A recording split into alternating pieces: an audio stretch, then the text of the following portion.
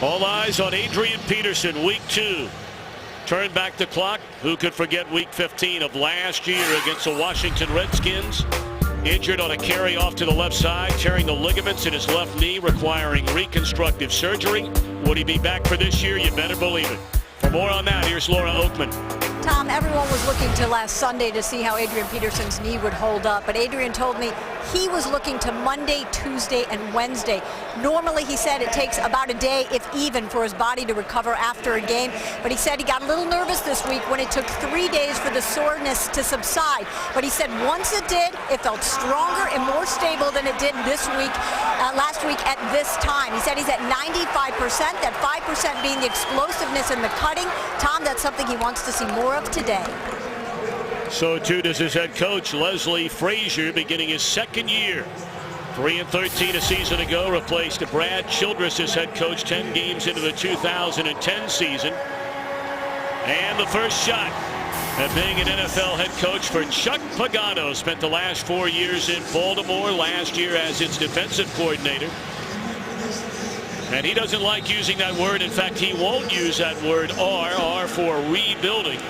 Because Coach Billick, he feels like he owes it to some of the veterans to feel like it's a next man up. We got to get things done right here and right now. And that's the way to approach it. Guys like Reggie Wayne and Robert Mathis and Dwight Freeney, they don't want to hear that rebuild. They're at the stages of the career.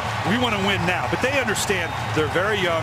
This would be a big win for both teams, but obviously for Indianapolis, when you're starting out new like Chuck Pagano, you want to establish that the things you're doing are going to work for this organization, and a win at home in the opener against a beatable Minnesota Viking team would be just the ticket. Minnesota won the toss, selected to receive, so hoping to put the ball into the hands of the electrifying Percy Harvin, who has returned 4 kickoffs for touchdowns in his very short NFL career. McAfee spins it away, and Harvin, at least 7-8 yards deep out of the end zone, will bring it out. And he crosses the 20 up to the 23-yard line. Harvin, along with Adrian Peterson, a couple of guys we're going to keep an eye on in this Minnesota offense for their quarterback, Christian Ponder, along with their rookie left tackle, Matt Khalil. Yeah, we talked about Peterson and Harvin, but Matt Khalil, the first-round draft choice, outstanding pass protector, maybe the best I've seen come out of college in a long time. Needs to be a little more physical in the run game. He's going to be tested off the edge on this left side. I imagine we're going to see Robert Mathis over there a good part of this game.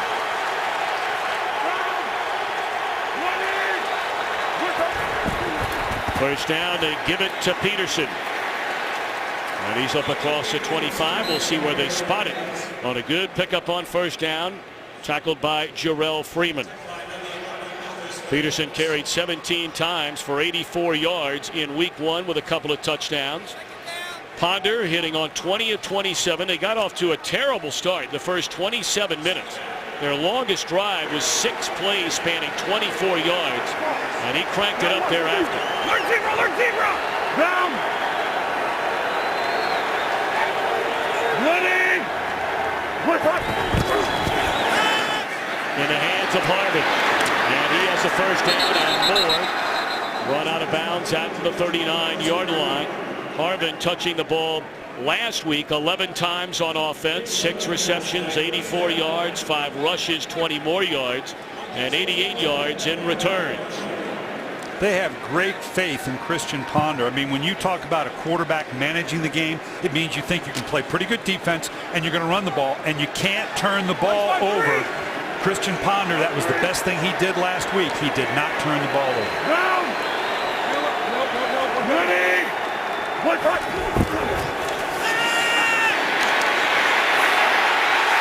Ponder dropped from behind by who else? Robert Mathis. He had 2 sacks in the season opener last weekend in Chicago. Robert Mathis came off that strong side.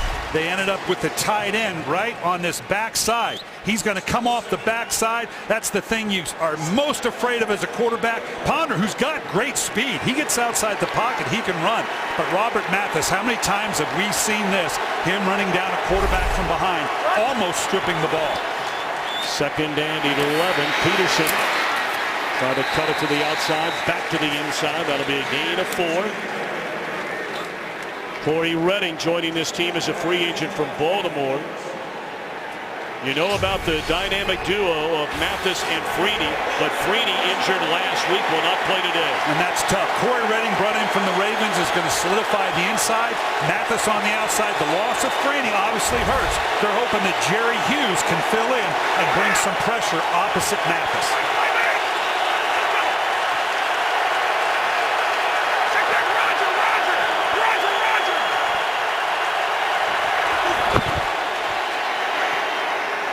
They find Harvin on the slant. He crosses midfield. It's a catch and it's a first down. We talked about Percy Harvin being all over the field. It's one thing to motion a guy out like a Percy Harvin, Jeremy Maclin in Philadelphia. You see the same way. But Harvin takes it to the next level. He can actually line up as a legitimate wideout on the outside, whether it be at the flanker or the wideout, get bumped by a DB and can get off that bump. He's a tremendous athlete that can literally play anywhere across the field.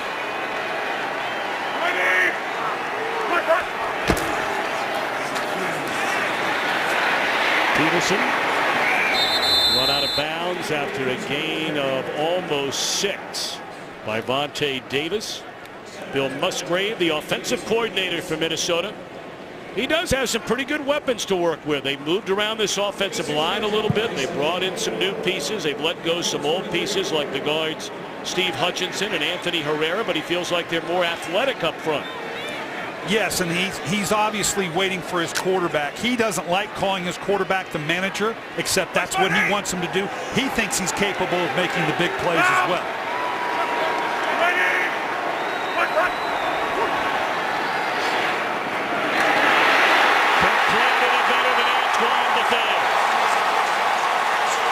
He sniffed it out from the free safety spot, and that's a loss of 1. And that's one of those things where Christian Ponder, looking down the field, right now he decides very quickly he's going out to the flat. I'm not sure he recognized where Bethea was. I don't know what he was looking at down the field, but he came off that rather quickly. That might have been very well have been the primary target, and Bethea was all over it. That's a loss of 7, putting him at 3rd down and 11.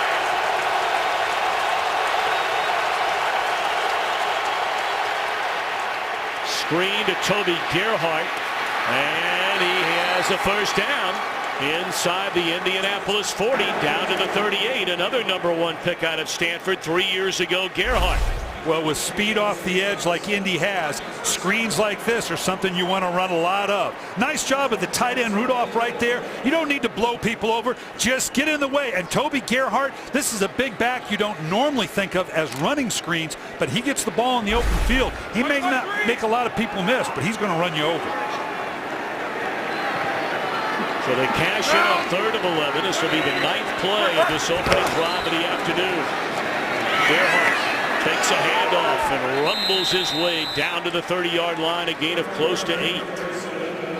Boy, he's a nice fallback guy to have, isn't he, Brian Willick, when you don't have that guy? Yeah, and keep in mind, Adrian Peterson, as much as he's going to be the bell cow, they want to limit his touches to a degree. You don't want to wear this guy out. We also heard where Percy Harvin, they don't want to put the ball in his hands more than 12 to 20 times a game because these guys are vulnerable. So to have a big physical back like Gerhart, what a great combination.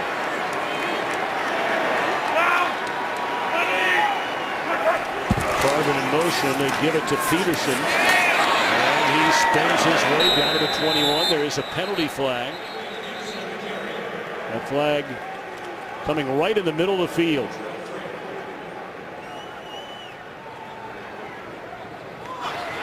Holding. Offense number 74. That's a 10-yard penalty. Replay, 2nd down. 74 is Charlie Johnson. He, of course, spent 73 games, 57 of them starts, protecting Peyton Manning right here in Indianapolis. Played left tackle last year, and after drafting Matt Khalil to play left tackle, they moved him into left guard.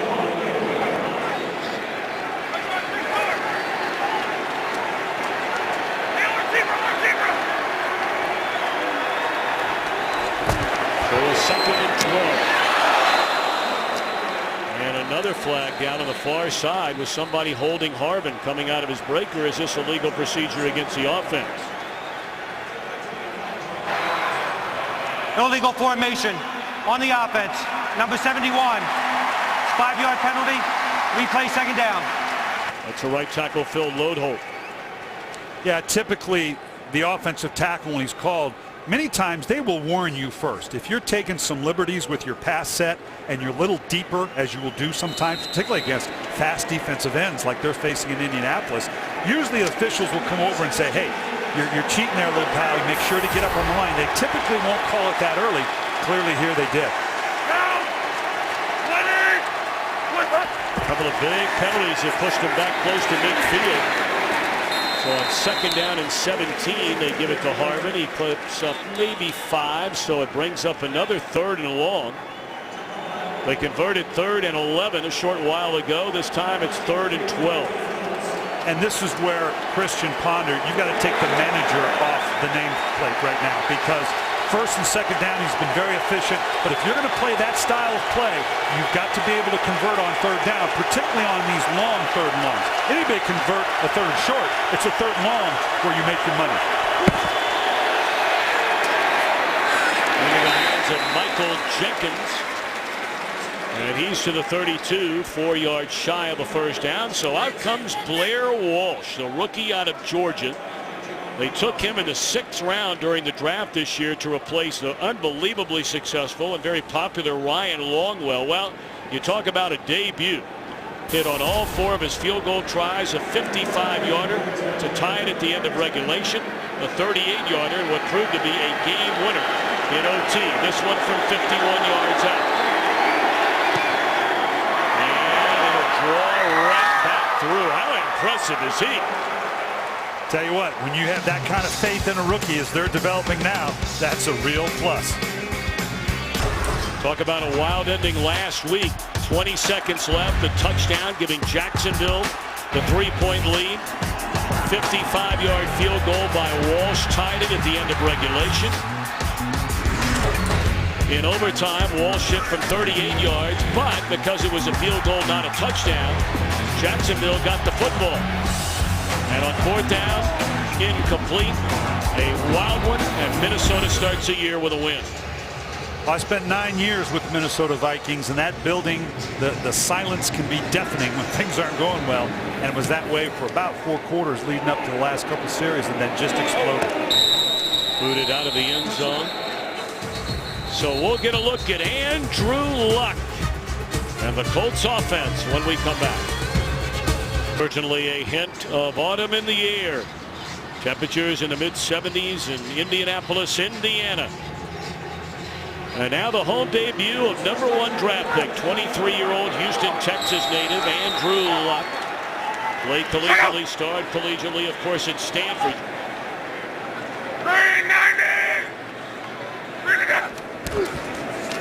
And Luck will hand it off on first down to Donald Brown. And he's certainly one of the guys we're keeping an eye on in this Colts offense here today. They threw it 45 times last week, only ran it 15. And that's more than they want to, even with a Reggie Wayne. And Donald Brown's going to be excellent out of the backfield. That's the balance they want. But tight end Kobe Fleener, that's the guy a quarterback loves to have. He brought his guy from Stanford. I don't have to develop anything. I'll just bring my guy with me from Stanford.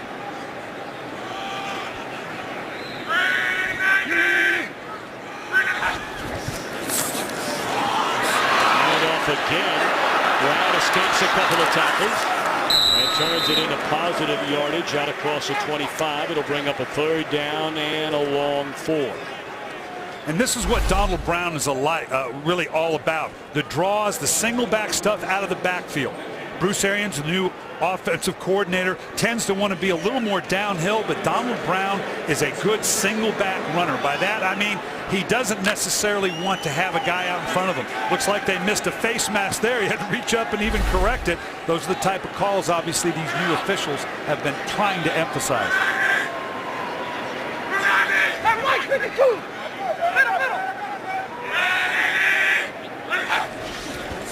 Third down at 4, and Luck going to run it himself, and he has the first down up to the 33-yard line.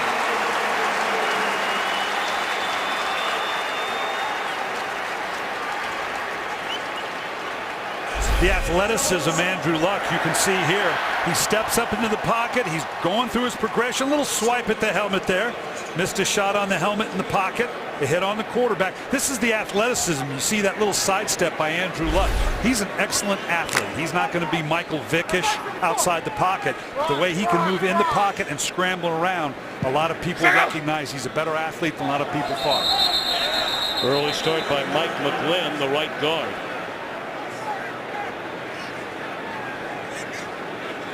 Or was there contact made by Christian Ballard?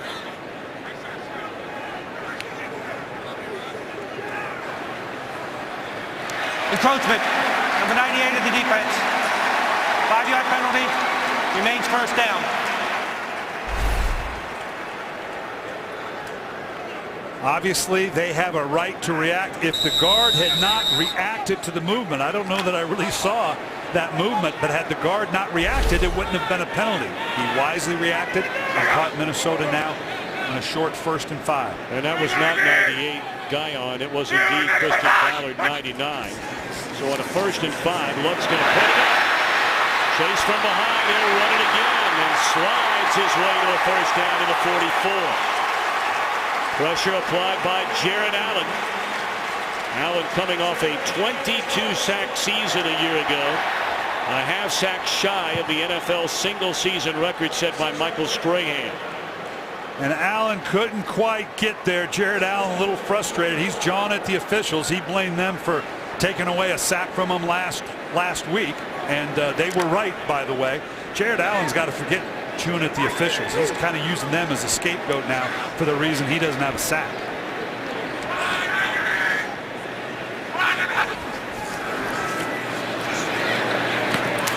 Thrown behind the intended receiver, Chris Adams. Yeah, last week Jared Allen was very upset. He's got to jump here. This is illegal. He's offsides. Obviously, he gets a nice sack here. The penalty was called, and afterwards he was very upset, blaming it on the replacement officials. He was looking at him this time thinking, I got held. That's why I wasn't able to run down the quarterback. You know, there's an old saying, they'll walk if you let them. If you let them make excuses, they'll use it for their play. These fans stay so quiet when the Colts are on offense, and of course that dates back to the last 13 years with Peyton Manning holding the keys to this bus. Cut back to the inside and no running room for Donald Brown. It brings up 3rd and long, tackled by Chad Greenway. Time to take a game break. Here's Kurt Menefee in Los Angeles. Well, the Saints' struggles, I guess you could say they continue, but it's early. Still, Drew Brees shouldn't have thrown this one. Right into the hands of Charles Godfrey. 10 yards later, it's a tie ball game. Saints and Panthers all leave it at 7 in the first quarter. Tom and Brian. All right, Kurt, thank you very much. Of course, the Saints were kicked around by the Redskins in their season opener last weekend. Carolina had the same done to them against Tampa Bay. The 3rd and 9. Luck able to get it. And that is Avery on the crossing pattern for a 1st down to the 42-yard line. Donnie Avery healthy again. This is normally a very dangerous throw when the quarterback steps up in the pocket. And watch here, you're going to see right here, Greenway's coming in, just blows up the back right over the top. Luck steps up and he goes back to his right. Normally that scares you as a coach. He had his vision down to the left, but he has such a sweet throwing action. He was able to convert.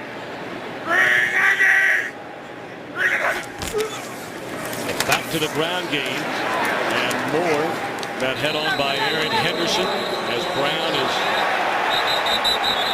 stopped and then some pushing and shoving. It looks like number 54, Jasper Brinkley, down at the bottom of that pile.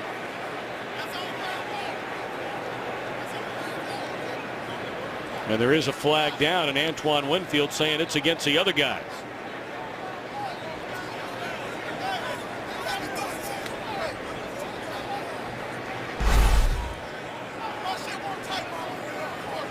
You can see it comes in here late. We got a little bit going on in here and right up in here. Little pushing and shoving. I don't know. Well, the fact the helmet came off might make the difference. Personal foul. Offense number 83. It's a 15-yard penalty. We play 1st down. Wayne Allen, the rookie tight end out of Clemson. And there was some equal pushing and shoving there. I think it's just the fact that the helmet came off. Yeah, the fans are seeing it the same way right over in here. There's equal pushing and shoving here, and it's just the fact that the helmet comes off, I think, is why Allen got called.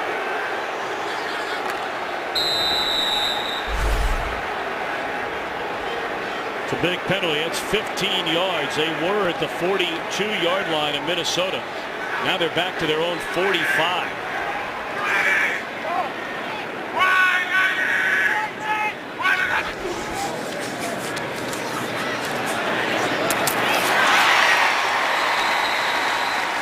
And that's caught at the 45-yard line. Again, it's Donnie Avery.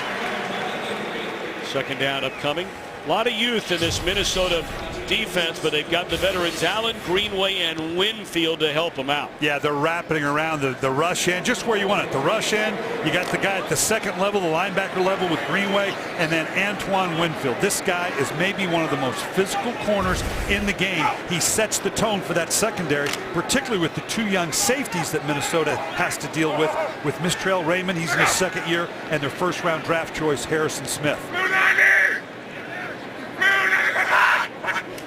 Second down at 12, play action, and Luck looking for the home run ball to Avery, and he got it!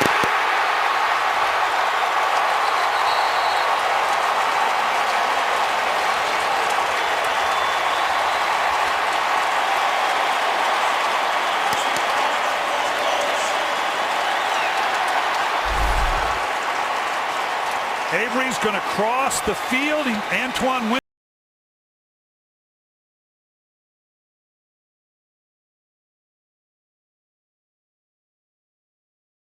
You want to see as a DB is the back of the number of a wide receiver.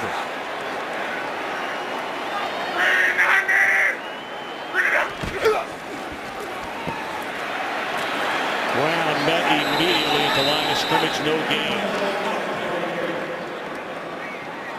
Greenway, a Pro Bowler for the first time a season ago in his 7th year out of Iowa. Boy, he's a ball player, isn't he, Coach Billick? Well, and the fact that he shores up that middle part of the defense. He's without his running partner, Ben Lieber. He's having to work in with some new guys, but he's such a smart player. That's the thing that you hear from the coaches over and over. He's such a smart player. Second and goal from the 3.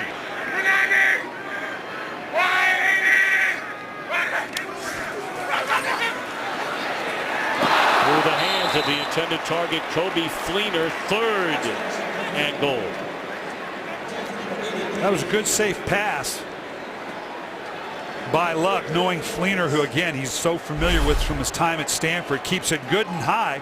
Let him go up and kind of take it off the top of the rim, so to speak. He's made how many throws to Fleener in that capacity? Big, tall, athletic receiver that he has a lot of familiarity with, obviously. We're going to empty the backfield.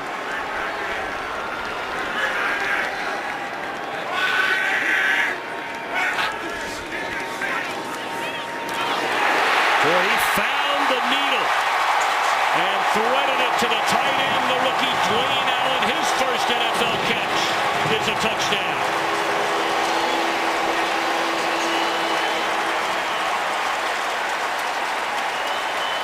This shows you the progression of Andrew Luck through the interception in this same situation against Chicago last week. Outstanding play by Tim Jennings, the DB from Chicago. Here in the same situation, comes right back. I want you to watch where he throws this ball to the tight end. It's good and low. He has to basically take it at chest level or below. It was going to be all at nothing. A nice, safe, accurate throw by the quarterback Luck, showing that he learned from his mistake last week with the interception down in the end zone. 13-play drive, the first possession as an Indianapolis Colt here on their home turf for Andrew Luck. 80 yards, nearly 7 minutes. Game on, it ended. Good start.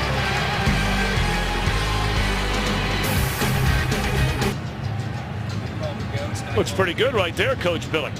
And pretty good was Andrew Luck on that drive. Well, the thing that you love about it, tough start last week against Chicago. The 3 interceptions now were a learning experience, tough learning experience. A couple of them underthrown. I already talked about the great play by the defense in the end zone. To come back in this environment and to be put in the same situation and now convert, that's part of the learning progression you're talking about with a young quarterback. That's absolutely invaluable. They came all the way back on that drive from a first down at 23. Again, Harvin nearly 8 yards out of his own end zone. And look out! Percy Harvin run out of bounds at the 43-yard line. We saw that 104-yard kickoff return, which was not a touchdown last year against Atlanta. This one returned 50. Peterson and the Vikings when we come back. I want you to watch the up back, Mac Asiata. Watch how he cross blocks and right at the impact takes out the lead guy, and right here, look at the edge that they create down the field. That's how a 50-yard return gets set up. And they give it to Peterson on first down, and he picks up 4. Peterson had 17 carries, 84 yards, and a couple of touchdowns. Did not play at all in the preseason. Underwent total knee reconstruction.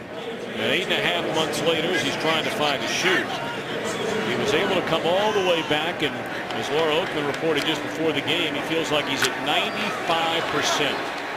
5 carries today, 25 yards. That's Percy Harvin in the eye at the top. This is the versatility that Percy Harvin gives you in relief of Peterson and Gerhardt. This guy is something, man. I asked you last year, Coach Bennett, is there really a guy in the NFL you for sure would take ahead of Harvin on offense? I'm not sure. I'm going to ask you about it again when we come back. That's the end of the opening quarter. 7-3. The Colts home opener. You're watching the NFL on Fox. Window to downtown Indianapolis. Straight through the north end zone.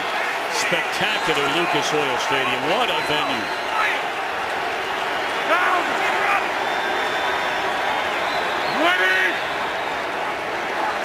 Harvin in motion on first down. We open the second quarter.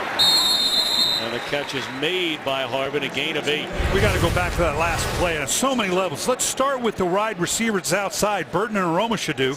They come down and block. Now you see Ryan Khalil out front, the fullback Felton. Watch what they do. Khalil just leading the way. Felton turning up, blowing up the support. And now Percy Harvin. You're preaching to the choir here, brother. Because this guy, I agree with you. With the many things that he's done, not only outside, yeah, you'll take some guys from the outside and maybe hand it off to communication. He's a legitimate eye-back.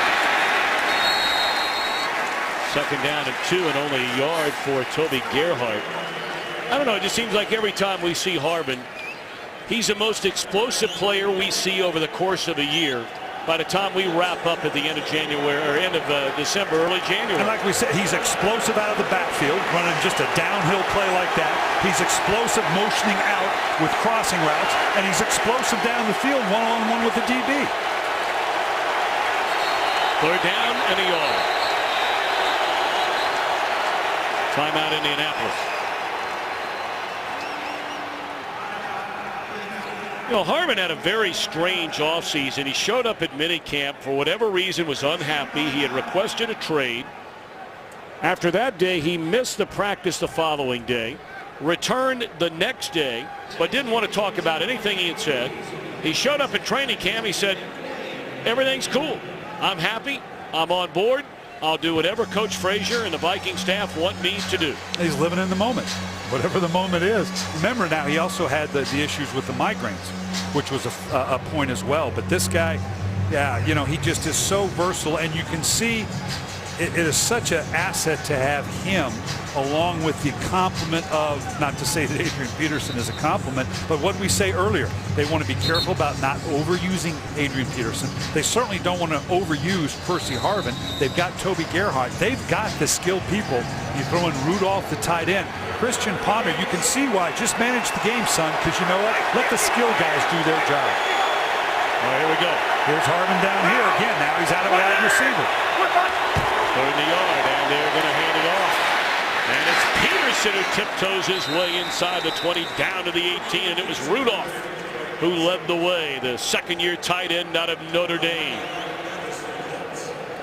I want you to look at Peterson here. Watch these jump cuts as he comes. Watch how many times he changes direction. 1, 2, there again, and the way he pushes. Right there, that solid change of direction to the right, to the left, again, right in through the middle.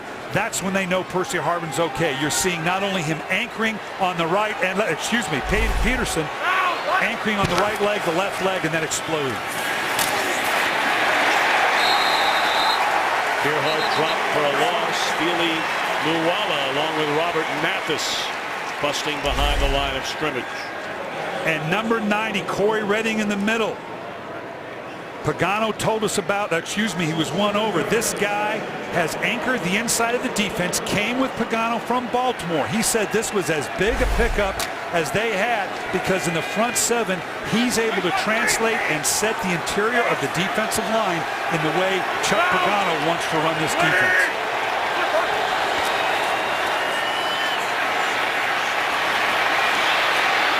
We know Ponder can run the football. He went down headfirst right there. That's something his offensive coordinator, Bill Musgrave, is trying to get him to do. Dive headfirst rather than slide feet first. Yeah, and I want you to, Harbin is right out into here, and I want you to watch. Once Ponder comes out, he knows where he wants to go, doesn't like to look with Harbin. He's skating out, and now this guy has much better speed. He shocked me last year how much speed he had coming out of the backfield, but he's not a real big guy. He can't afford taking a lot of hits. Hence, get down when it comes time for the contact. Put it in Harvin's hands to try and get the first down, and he finds his way close to it. Where are they going to spot it? It looks like he will not get the spot. So now 4th down, Coach Billick, and maybe a long yard. What are you doing here if you're Leslie Frazier?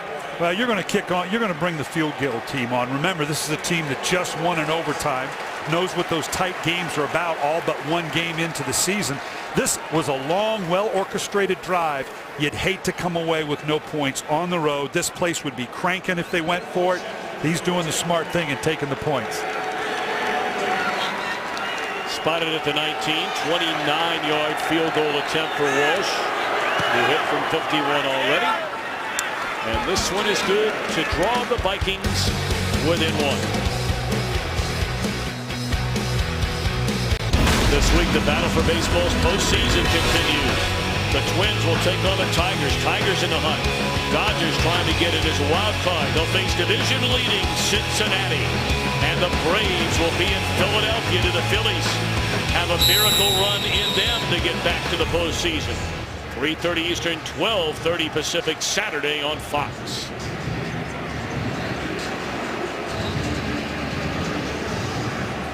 (7-6) ball game. The Colts in front. T.Y. Hilton making his NFL debut today. And he has dropped at the 15-yard line. Well, the Colts have only had it one time. It was a touchdown drive. So Andrew Luck will get it for a second time when we come back to Indianapolis. Welcome back to downtown Indianapolis, Indiana. 11:33 to play until halftime. Jared Allen and the Vikings trailing 7-6 to Reggie Wayne's Colts.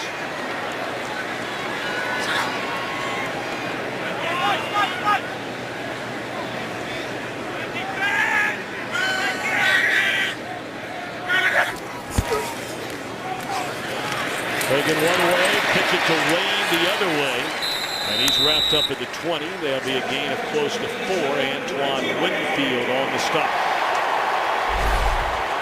Well, they're moving Reggie Wayne around a little bit as well. You can see the short motion in here. There again, what you do with the receiver when you put him in motion, you keep him off of press coverage. You change up the combinations if they're in man. And now all of a sudden he can slip into a zone. Moving around your top receiver is always a good idea because you avoid the bracket coverage or the one-on-one matchups the defense is trying to create. 98th consecutive game with a catch by Reggie Wayne. And they try the running game once more. And Brown lunges forward. 3rd down upcoming. Well, Andrew Luck had a tough week last week against Chicago with the 3 interceptions. And when you can see here, the type of interceptions were a real learning experience. He underthrew this into a 2-deep zone. Now in the goal line we talked about, there's a little bit of a late throw, but this is a great play by Jennings and Conte. And then this one was just up late, underestimated the drop of the corner.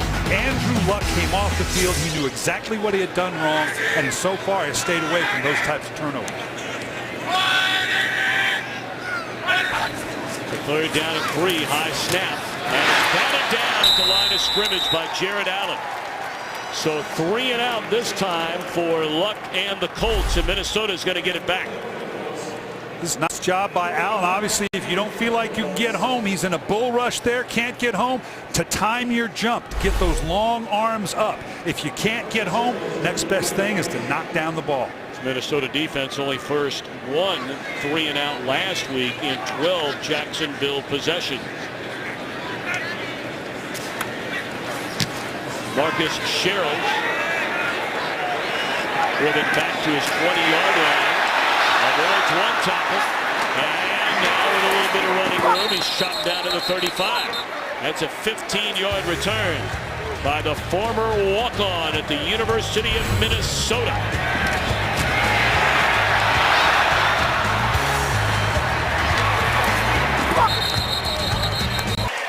Coach Billick, you talk frequently about swings in momentum after that 3 and out stop by Minnesota.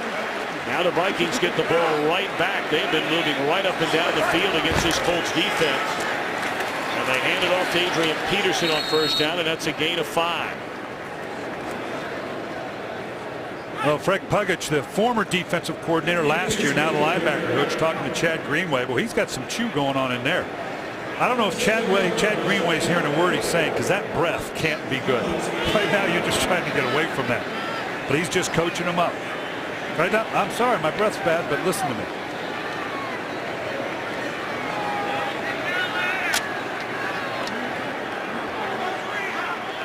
Second down and 4, they call it a gain of 6 for Adrian Peterson. 7 carries, 36 yards. And into the hands of Harvin. Well, I tell you, for a guy who's not all that big, he will take a hit, and he will put a hit on you. 184 pounds is Harvin. You're right. That's the thing that stuns you a little bit, is how physical he's willing to be. Down here on the goal line when they were trying to get the first down, his ability to drop the shoulder and just take people on. That physicality, along with the obvious speed and quickness this guy has. You wake up with that, by the way. That's not coaching as much as I'd like for you to be. You woke up with that talent.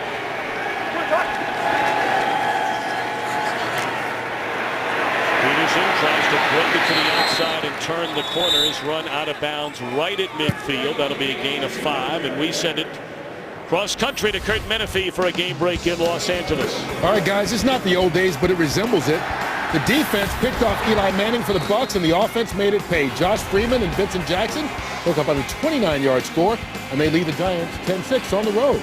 Tom and Brian. Of course, that's been traditionally from time to time a game where the Giants will stub their toe. When they're at home, they're a big favorite. Coming off the opening week loss at home against Dallas.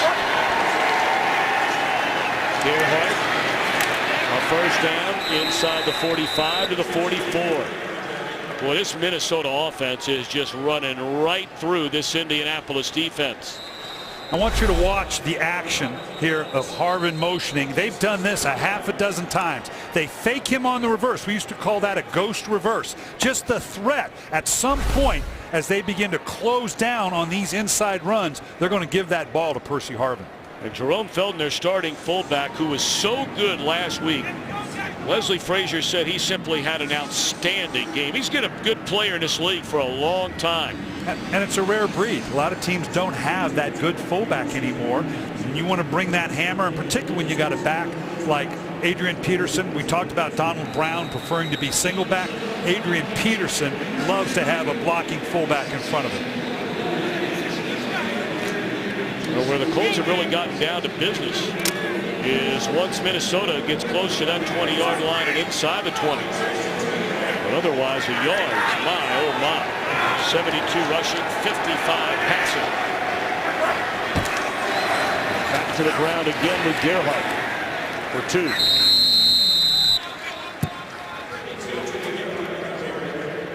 Well, at the heart of what the Minnesota Vikings want to do is to run downhill with Adrian Peterson. And once you start to collapse those edges to try to account for those inside runs, that's when he is so good at being able to bounce it outside, or like we said, with a Percy Harvin, maybe flip him the ball or run a reverse. You're constantly trying to get the defense to shrink itself so you can get outside the edges.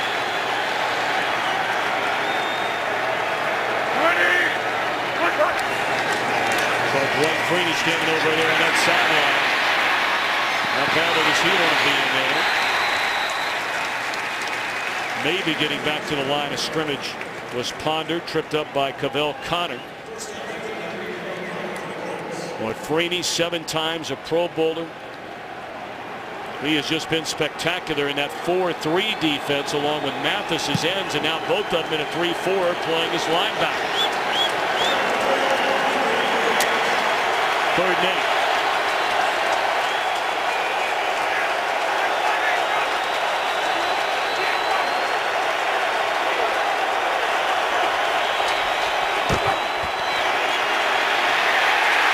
Ponder coughs it up.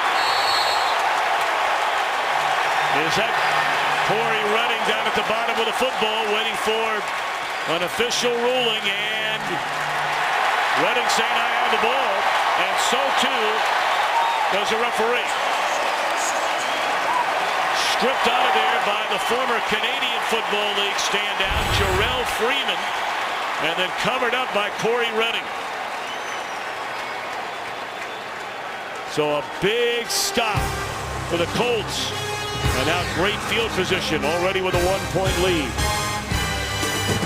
So the strip by Javale Freeman of Christian Ponder, and the turnover by Minnesota, which had been moving up and down the field. Now with 6:02 to play until halftime, and already leading 7-6. Andrew Luck and the Indianapolis offense back on. Vic Ballard checks into the backfield for the first time today.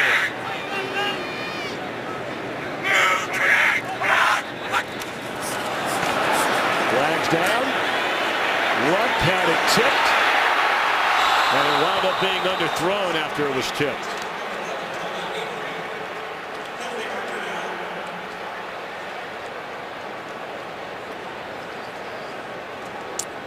Looked to be some movement on the interior of the Indianapolis line. Offside. Defense number 90. 5-yard penalty. Replay, first down. Big Fred Evans. Well, let's go back. We got to go back to this last play. First off, it looks like there's some confusion here with Freeman and Redding and the linebackers, and I don't know if that was the reason, but it obviously created confusion for the offensive line of the Minnesota Vikings. You're going to see Johnson right here, the right guard. You got to take one or the other. He does, and he kind of whiffs on Corey Redding inside, and Freeman comes scot-free in the middle. So now the momentum swings back into Indianapolis' favor, and that one is too tall. Poor throw there by Luck. Setting up the screen to Vic Ballard, and never gave him a chance to get it. Yeah, and he pointed himself. He knew it was him. Sometimes those have got to be the most accurate throws you make. You've got to give the back a chance to kind of catch it going downhill, catch and go. Made it way too difficult for the back.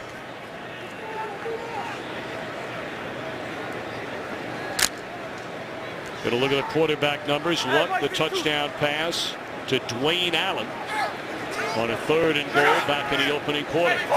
Went 3 and out, his only possession here in the second quarter. And on 2nd and 5, they give it to Ballard. And he has a first down to the 33. They'll spot it at the 34.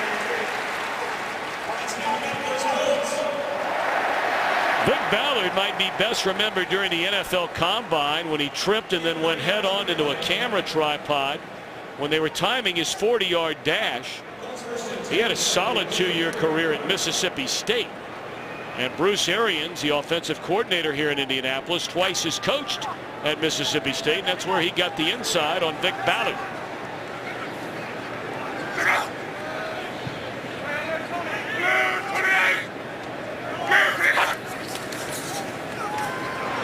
They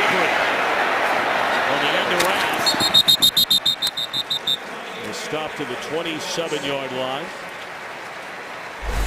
Well, Minnesota's been the one setting it up, but you're going to see the same thing, this ghost reverse, but now they hang it, they actually hand it off. And that's because the defense, once you hit the interior of the defense, the way both the Colts and Minnesota has been doing it, Gerald Annell on the backside, see how he collapses right here? Wasn't quite sure what was going on. Coaches up in the booth were seeing he was collapsing down on these runs. That allowed you to get that ghost reverse out the backside. Gain of 7 by Avery, 2nd and 3. Under 5 to go until halftime.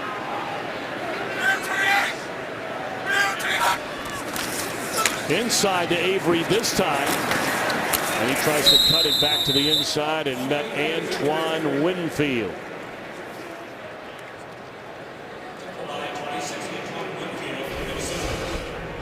So far the numbers for Luck. Donald Brown, virtually no run game at all for Indianapolis so far. And Avery, all 3 of those catches came on that opening possession, which led to a touchdown. And Bruce Arians, the new offensive coordinator, would love, he's all about getting that run established, going back to his Pittsburgh roots. He'll put him in the gun and throw it every time if you want. He did with Ben Roethlisberger, but he knows for his rookie quarterback, Andrew Luck, you don't want to be on a 45 pass pace like he was last week against Chicago. Put it down, they're going to roll him out, and a crossing pattern, and again it is Avery. Avery, his first 2 years in the league in St. Louis, caught 100 passes, then missed all of 2010 with a knee injury, only played in 8 games with Tennessee, and he appears to be a find. Well, it's a great addition. Obviously, Reggie Wayne, the tight ends they picked up, getting Andrew Luck outside the perimeter of the defense, and naturally with the rush of a guy like Robert Mathis, you got to change the drop point of the quarterback. He's very comfortable getting her out the edge and throwing what he sees. A young quarterback loves to throw what he sees rather than anticipate or a read progression. Well, he got helped out big time by Avery there. And just no run game whatsoever. As that's Ballard, maybe back to the line of scrimmage, and there's an injured player. Slow to get up is Samson Satelli. Came over from Oakland during the offseason, replacing Jeff Saturday, who along with Peyton Manning set an NFL record for a quarterback center combination, 170 games by that duo.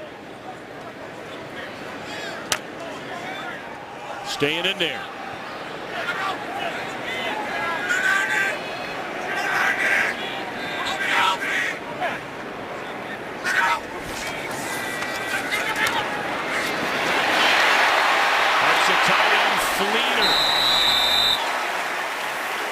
And he's very close to a first down.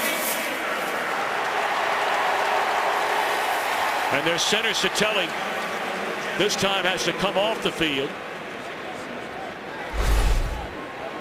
And you can just see right here when you have to gun snap like that and all of a sudden you're turning back and bodies are coming everywhere. Whatever happened on the last snap, obviously it's not feeling right.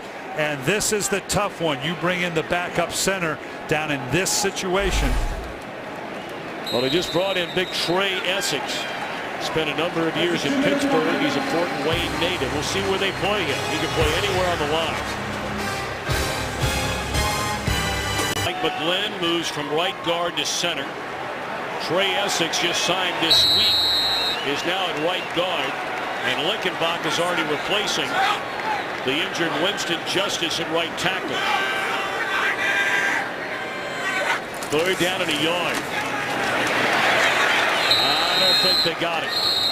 So a decision now, depending on the spot, as Henderson came up to make the stop. All right, what are you going to do now if you're Chuck Pagano? You have 1:54 left. 4th down and a yard. You're ahead 7-6. Well, we always talk about the scoring differential. So now you take this thing at 7-6. If you take the field goal, all right, a little conservative, but now you're talking about a 4-point differential. That means a touchdown. It takes a touchdown to beat you. I think you have to go for the field goal. Certainly you want the touchdown, but the way the game's moving right now, we're talking 7-6 here, closing in on the half. I'm not sure I don't take the touchdown differential in this situation. I kick the field goal. I know you're looking cross at me about it. You wouldn't want to do that, but I tell you what, when I don't want to do it. Come on. When I don't kick the field goal, and I end up losing by 2 or 3 points, I want you standing there with me on the sideline so I can point to who made that call. No. Yeah, and the fans, the fans want to go for it. I understand that. Right up to the point that that you don't get it. Now all of a sudden, now you lose 9-7. That ain't good. All right, Vinatieri on for a 26-yard field goal attempt. He's hit his last 31, all 31, from inside of 40 yards here at Lucas Oil Stadium. And he snuck that one in the right upright. Colts do indeed tack on. Make it a 10-6 lead. Minute 49, 3 timeouts left for Minnesota when we come back. 10-6 ball game.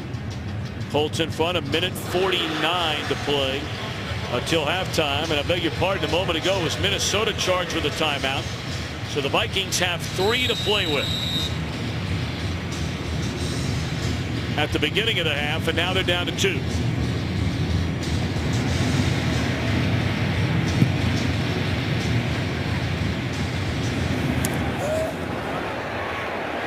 No Harvey this time.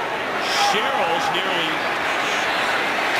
put on the back of the end zone line and brings it out to the 15. The Visa halftime report coming up shortly. How about it, Kurt?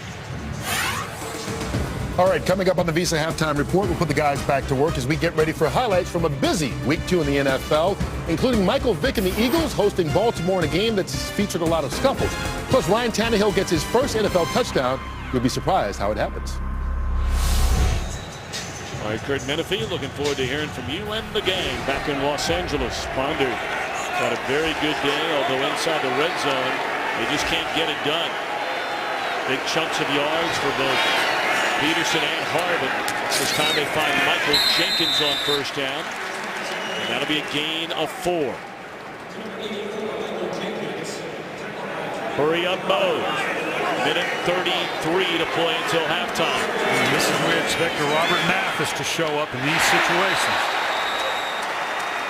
Corey Redding got a paw on that one.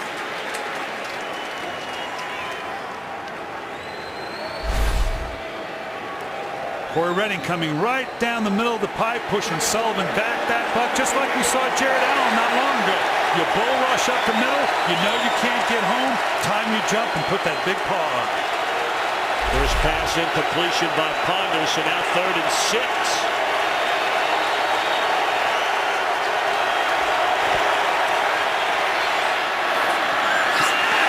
He missed a wide open Percy Harvin. And now with a minute 23 left and 2 timeouts, Andrew Luck should get decent field position. And that's certainly a failed series by the Minnesota Vikings. Because when you're under 2 minutes, your priorities, you want to go down and score a touchdown. Secondly, you want to go down and kick a field goal if you can. And third, you do not want to kick the ball back to your opponent. You cannot give them an opportunity, which much better field position than you started off with. That was a terrible possession by the Minnesota Vikings. Punted away, very poor punt by Fluid. And it'll take a favorable bounce. 35-yard line. Well, of course, last weekend we had 5 rookie starting quarterbacks in the NFL. That's the most since a merger in the history of the league in week 1. Only 1 winner in the group, and that was Griffin, who did not throw an interception. Yeah, and a very typical rookie numbers here when you look at the touchdowns to interception. Luck 3 interceptions, Tannehill 3, Whedon 4, and a nightmare of a day. Very typical of rookie outings.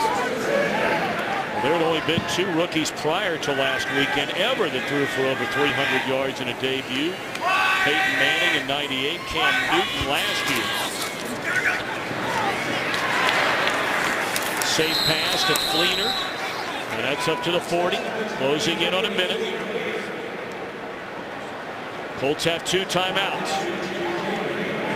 Remember, you got your backup center shooting these gun snaps back here, always a bit problematic. Beautifully thrown ball right at midfield. Mwelde Moore the catch, and a timeout is called by Indianapolis. 45 seconds left. Let's check in with Laura. Backup center staying in there for a little while longer. Samson Sattelli came into the game, Tom, wearing a brace on his right knee. The trainers are looking at his left knee. He has been brought into the locker room for evaluation. I'll let you know when the Colts give official word. All right, Laura, thank you. This is what I'm talking about. You know, you're a backup center. You don't get a lot of practice anyway, and you certainly don't get a lot of practice if the gun snaps. You got to start every play as as Andrew Luck does right now, worrying about where's that snap going to be. Adds another dimension to your checklist of what do I do now.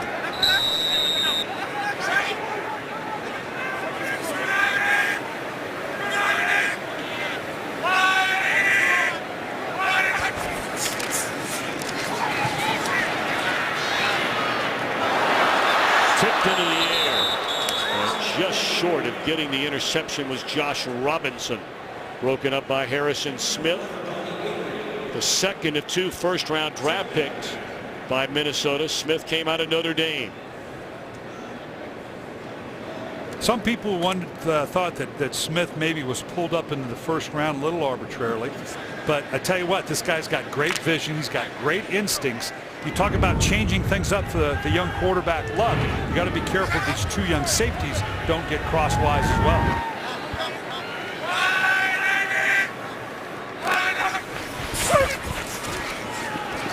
Luck steps up, delivers to Wayne.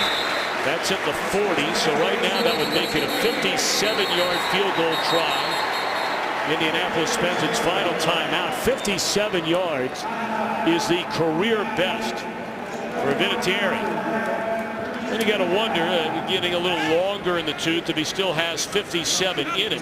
You have plenty enough time to get some more yardage. Oh, absolutely, and they'll do just that. They'll run a play here. If they get the first down, you're likely to see them rush up and kill the ball. That gives them because right now the down is secondary to you. It's the timing. So if they get the first down here, they'll come up, spike it, give themselves a more orchestrated call. The problem is now that they are out of timeouts, so you've got to make sure you leave yourself with your play calling an opportunity to kill the ball or run out of bounds as we get closer to the point where you need to kick this field goal. Well, they got to convert on the 3rd down. It is 3rd and a yard. Colts have cashed in 4 of 6 on 3rd down. They were only 2 of 10 last week against the Bears. I think we're going to see a trap or a draw here. Yep, you called it. That is good enough for a first down for Donald Brown. Now they'll hurry to the line of scrimmage and try to spike it. Brought down to 20.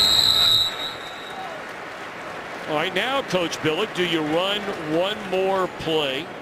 You have 20 seconds left. What was sort of your barometer about what you could do or couldn't do at this point with no timeouts left? We're right at it, 19 seconds. At 19 seconds, you have the opportunity to get your panic field goal team on. That says if you drop the ball off, get a few yards, you can run your field goal team on there. He still has, on the down and distance, a chance to spike the ball. So they're in total control right now.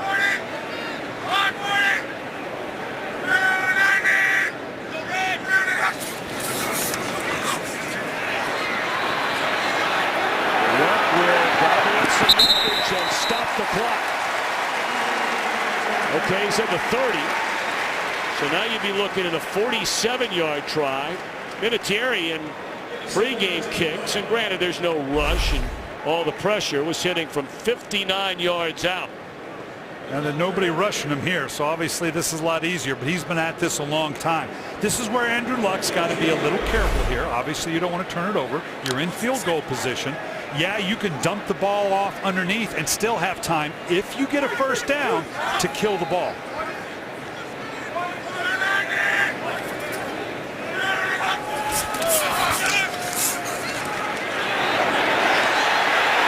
What does he do? He finds Reggie Wayne for the touchdown.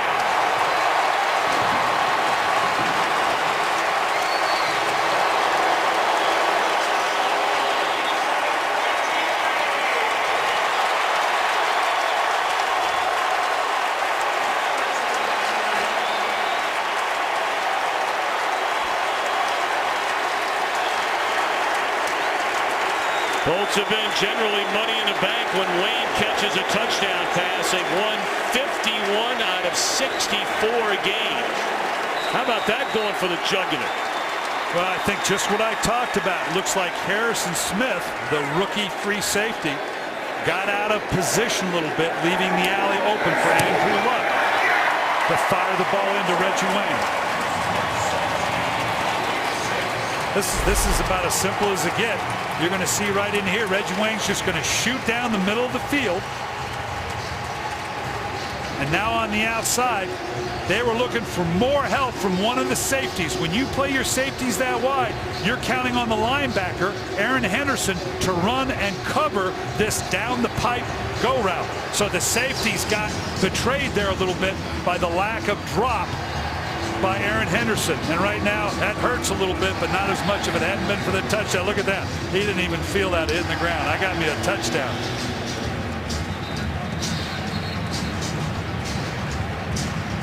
Here you can see, stop right here. You can see the width of these safeties are what I'm talking about here. You need the middle linebacker to get to the middle of the field, and it just doesn't happen. Opening up the middle, you can see Aaron Henderson, number 50 there. The safeties on a Tampa 2 are really like wide safeties, almost like a 3 deep with the linebacker filling the middle. The safeties didn't get the help they were counting on. And really, it goes all back to the 3 and out on offense by Minnesota. Getting the ball with a minute and a half left. And Ponder missing the wide open Harvin on 3rd down. They had 2 timeouts to use, trying to get into field goal position. They gave Luck and the Colts a chance and pay for it.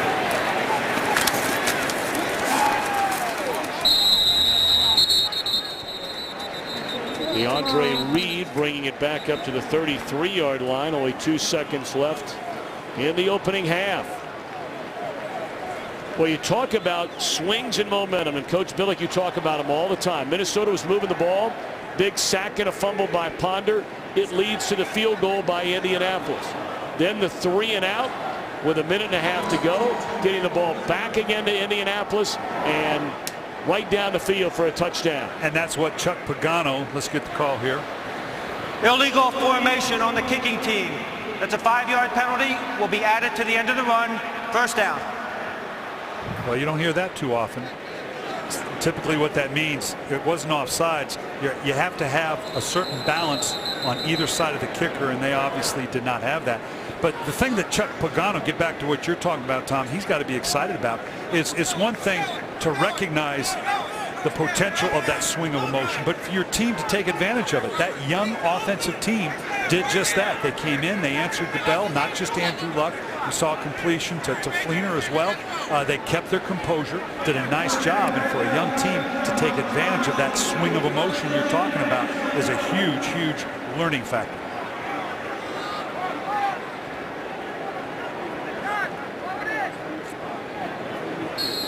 Yeah, special teams coach not too happy here.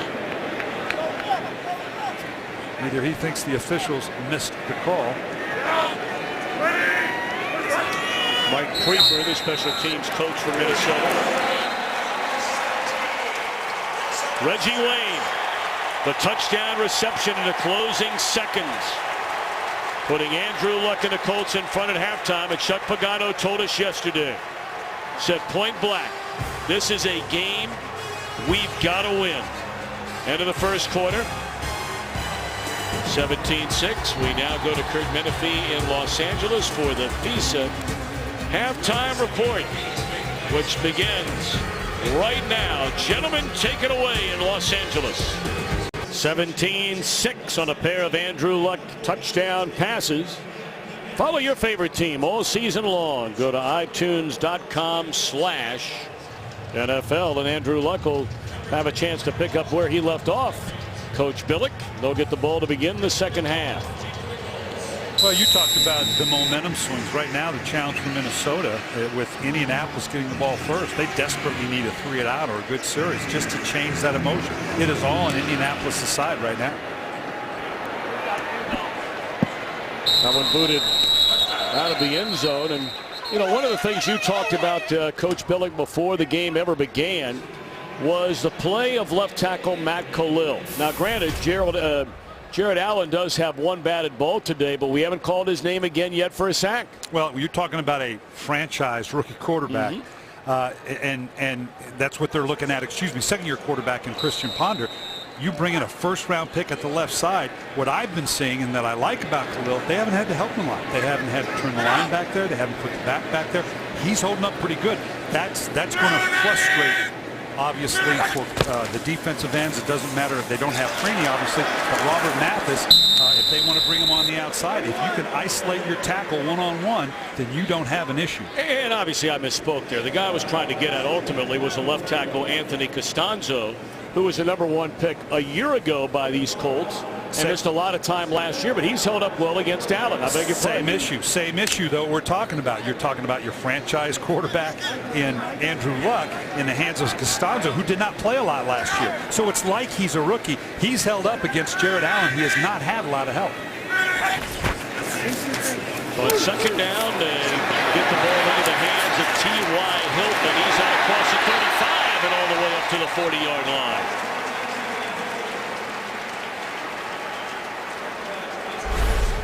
Well, you've seen these quick, wide screens coming out of the college game. More and more prevalent there, obviously, but we're seeing it more and more in the NFL, which is really kind of like an extended handoff. It's almost like a toss play. Get the ball in the hands of somebody outside the perimeter of the defense as quickly as I can and see what we can do down the field.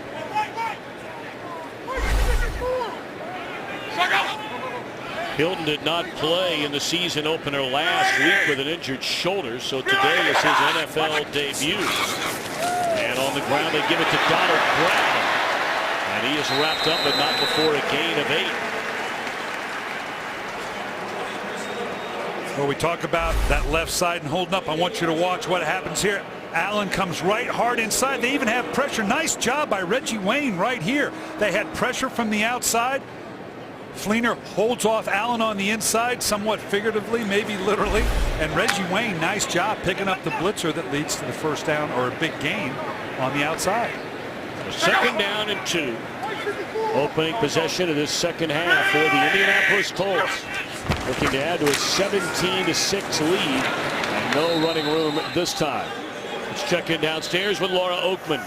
Tom, Leslie Frazier said Andrew Luck has done a great job scrambling, but says we have to stay in our rush lanes and most importantly get them off the field on third down. As for Chuck Pagano, right now Mike McGlynn is under center.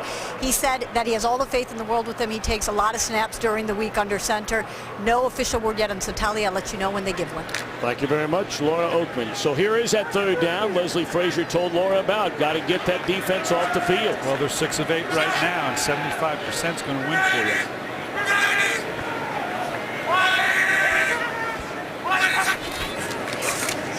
Blitz coming, and Luck looking around, just throws it up in the air right through the hands of Noeldi Moore, looking for a penalty flag. Looked like the defender got turned around, and that looked like a catch that should have been made. Now there is a penalty flag in the backfield. Crowd wanted the flag for defensive pass interference. Holding. 74 of the offense. That penalty is declined. The result of the play brings up a 4th down. Well, we said Costanza got away from it, or Fleener got away with it a minute ago. Right there, Jared Allen gets by him. Boy, I don't see the hold. It's that last little push as he went by. Costanzo on Jared Allen. Of course, that's a point of emphasis this year, is offensive linemen getting up under the face mask or up in the face and chin area of a defensive lineman. Now McAfee, the punt, and he's hit, and a flag comes down. So Sherrills will bring it back across the 30-yard line, but it looks like this drive for Indianapolis will continue. That's Everson Griffin back there. Andrew Sendejo is also charging the punter.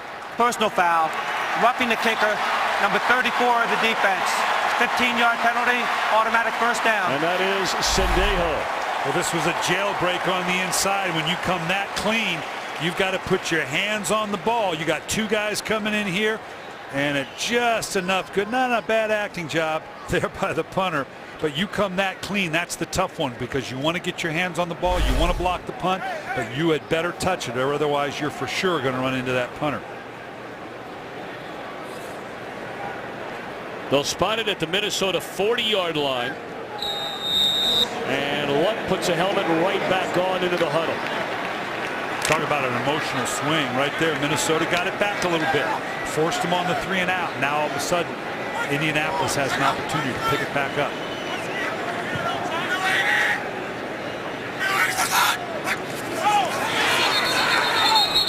Blown dead before it ever got started. False start. Offense number 66.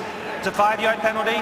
Remains first down. That's Trey Essex. We talked this week. A lot of times during the week, you follow the NFL and there'll be a sign made. They bring in a guy who just got turned loose by somebody else and you think, not a big deal. Well, this is one of them. Obviously, it's a big deal. Trey Essex with Bruce Arians, the offensive coordinator at Pittsburgh for many, many years, was just signed this week. He grew up down the road in Fort Wayne, Indiana, went to Harding High School there. And now he might end up playing this entire second half after the injury to the center, Samson Satelli. Avery. And you can't play it any better than Antoine Winfield. Yeah, we talked about the fact that McGlynn's in at center. We've talked about the gun snapping, something you don't practice. Watch this snap here. This ball's got to get out of your hand quick. It's to the left. Andrew Luck has to make the play fake, but it slows him down, and that gave the Minnesota defense a chance to react to the little bit late throw. These are the subtleties when you have a new center. Just talked about Trey Essex. At least he knows the verbiage in Bruce Arians' offense. That gives you a bit of a chance of a new guy coming in. He now has to play virtually a little more than a half. Need to get all the way down to the 30 to get a first down. Another low snap, and oh goodness. Was Luck fortunate there? That did not go the other way, either with Winfield or Chris Cook. Yeah, he had to field this one almost off the turf here. Watch how low this thing goes. It's all about timing. That's tough when a quarterback. Andrew Luck, he can't even look at the secondary now. That's why you almost, I don't want to make excuses, but he's thrown into coverage. He had to look at the ball, and all of a sudden you got that's a pick six right there. You've got to, if you can't get a more consistent snap, you got to start thinking about maybe going under center even on third down. Well, 3rd and 16 here. Trying to take advantage of the roughing the punter call a moment ago, and now being chased by Jared Allen is Luck, and he will be tackled. Is that a flag? Oh no! Jared Allen's going to complain, but I don't think there's a whole lot of debate about it. Just a silly mental mistake there by Allen. Yeah, you got to know where you are in the field as well. Jared Allen obviously wanting to get to him. That's a long way to go for the first down. It's not going to happen. You've got the angle. He's going to get out of bounds. Now, you're going to give him a little push. I don't know why you Personal even try foul at that point. Late hit out of bounds. Number 69 in the defense. 15-yard penalty. Automatic first down. That is a second 15-yard penalty resulting in an automatic first down when the Minnesota defense had made a stop on a third down play. You talk about momentum. To have a team off the field twice for them to be able to continue the drive, that's a killer.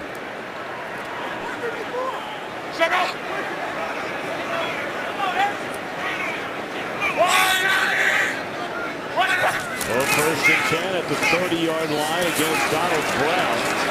And maybe back to the line of scrimmage. Is that a loose ball? This is saying no.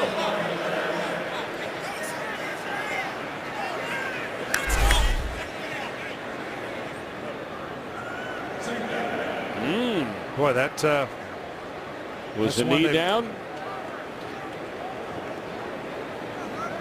Yeah, if they blew it dead, looks like the ball is going to come out. That the right knee looks like it is down. Boy, that's a tough one right there. And the elbow came down before the ball was jarred loose.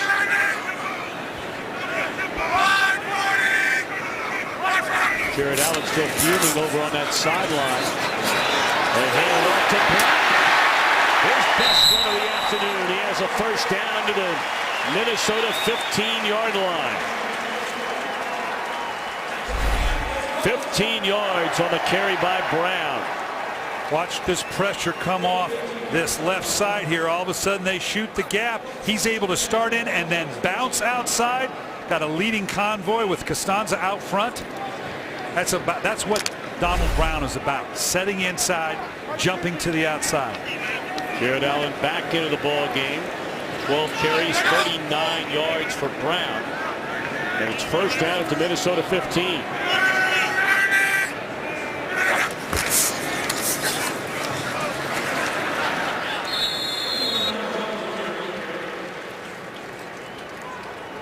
Brown, the number 1 pick out of UConn, and you can't call him a bust because he's been sharing so much playing time the last couple of years with the aging Joseph Adai. But Chuck Pagano said number 1 priority, establish a power running game. And he is that, even though he's kind of a jump cut guy, a single back guy. He does have good power about him. You know, he's built compact to the ground, just what you want at 5'10", 210. Pretty good out of the backfield as well, even though he had a few drops last week against Chicago. Second down and 8, another low snap. Thrown behind the intended receiver Fleener. There is a penalty flag in the backfield.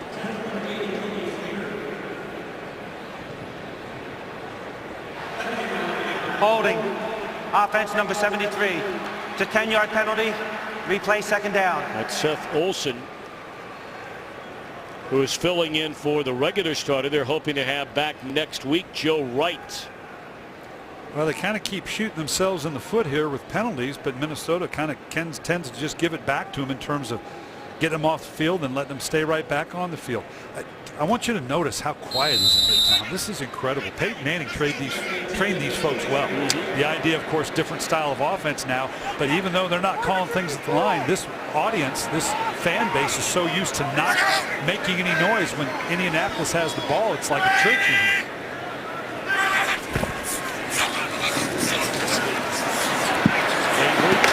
To the outside, and he is chopped down by Harrison Smith.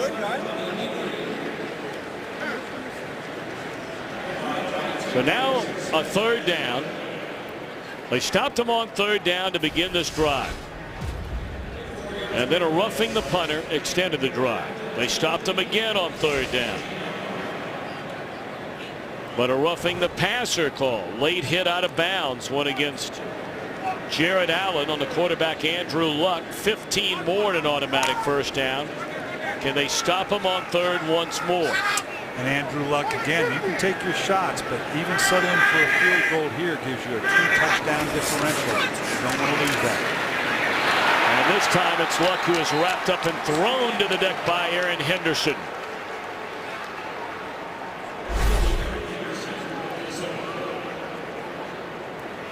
Right here, Henderson pulls the trigger from the inside. The back's supposed to pick up, can't get pushed enough into the middle. Push it back, still a makeable field goal, of course, but backed him up just a little bit. This will be a 45-yard field goal try. Vinatieri missed his only attempt last week.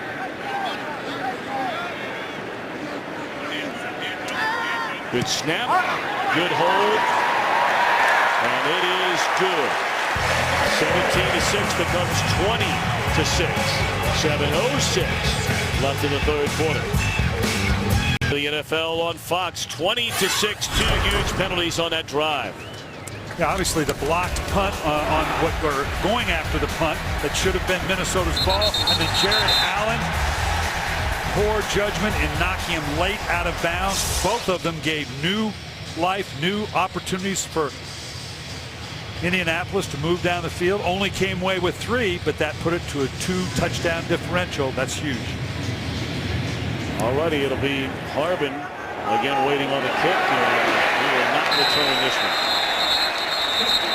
Minnesota gets the ball for the first time in the second half, trailing by 14. Well, the new AP rankings are out. College football returns to Fox. Aaron Andrews, the great Eddie George, and Joey Harrington get you ready for kickoff. Then 2 unbeatens. Number 15, K-State, will be in Norman to take on 6th ranked Oklahoma. Saturday, 7 p.m. Eastern, 4 Pacific. On Fox, of course, they had a big win yesterday.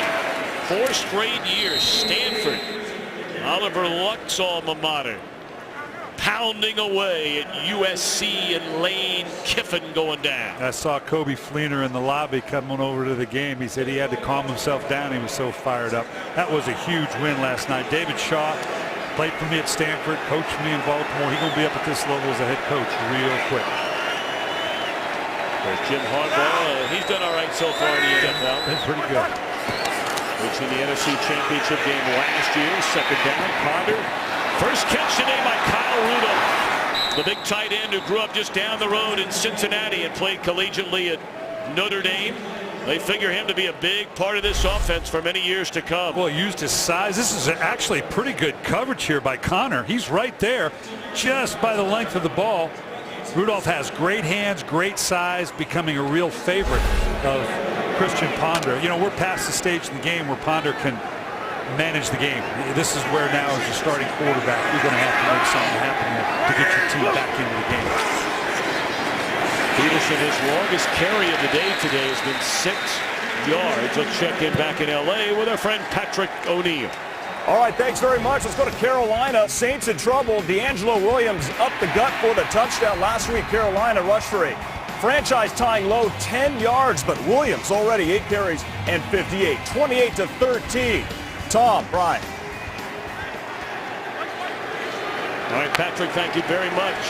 Well, there are a lot of upsets going on around the NFL right now. We'll keep you up to date. Peterson, no running room. That'll bring up 3rd down and 7. When you take a look at some of the numbers, they don't look too bad. Ponder hit on 9 of 11 without an interception. Peterson, not bad numbers, but no breakout run. Harvin was a big factor early. We haven't called his name in over a quarter. Yeah, they haven't created those big explosives down the field, and clearly, you know, you want to convert here on 3rd down, but they've got to start taking some shots on 1st and 2nd down. Well, it's coming 3rd and 7. They get it away, and Rudolph dropped it. Not sure he would have had enough for a 1st down. With him step for step was Freeman. Well, they put Rudolph on the outside, matched him up with Connor again. This is the matchup you want. You got to show those good hands here. Not only he knew I got to catch the ball, drop my shoulder, and get the 1st, because I can't. If I get tackled here, we're going to have to punt. He had his mind on getting that 1st and took his eyes off the ball. Cardinal sin for a receiver. So again, they will punt it away. T.Y. Hilton stands back at his own 10. Low line drive punt. Boy, Kluwe again the beneficiary of a nice bounce. Kluwe has not punted well today. That one down by Jamarcus Sanford. And Sanford sprinting down the field, putting Indy in a tough spot. Well, we're going to find out what kind of faith Bruce Arians has in his rookie quarterback, backed up in the shadow of his old goal line. I keep going back to my Bobby Duncan line. Don't get nervous. Someone's about to score. Somebody's got to be aggressive here. It's a great line.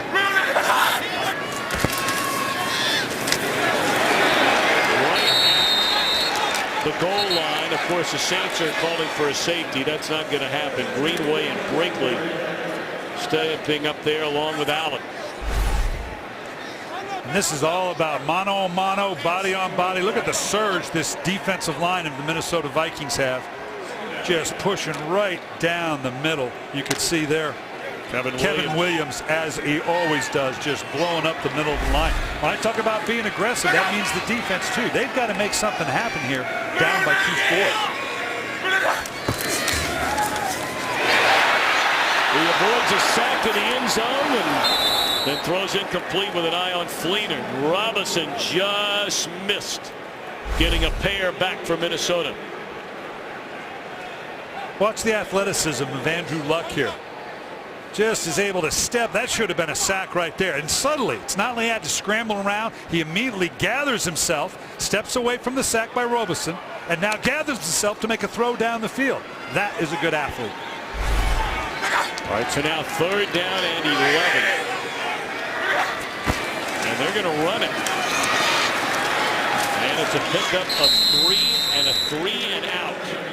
And Minnesota figures to get excellent field position down 20-6 with 3:45 to play here in the 3rd quarter. There are key times in the game as a coach that you know you now have to seize the momentum, and this is one of them. Obviously fairly obvious, but you've had a great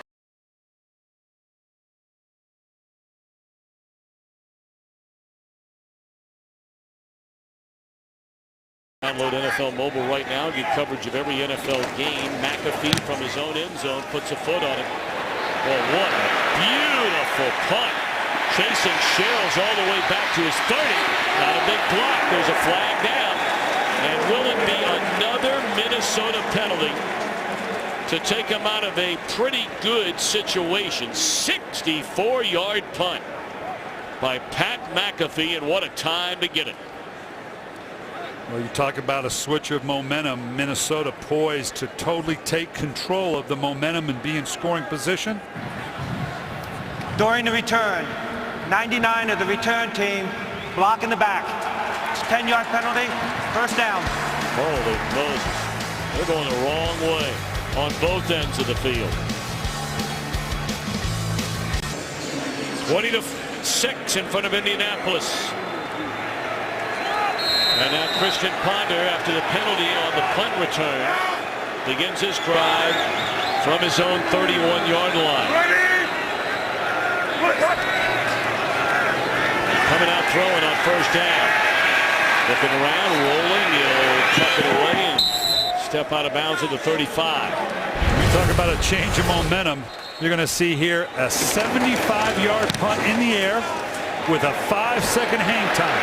That in itself changes the potential setup by the Minnesota Vikings. Then that shot right there, a block from behind, backs it up, another 10. Late flag came in on that 1st down run by Ponder. After the play was over, personal foul, unnecessary roughness, number 75 of the offense. It's a 15-yard penalty.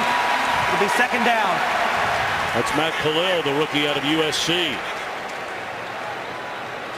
Some of the frustration of what we're seeing may begin to settle in here. 68 coming in here, and boom, that late hit right there. Not needed. You know, we saw Jared Allen tackling the quarterback late out of bounds. Quarterback is out of bounds with a late hit like that. Frustration of Minnesota Vikings showing up right now.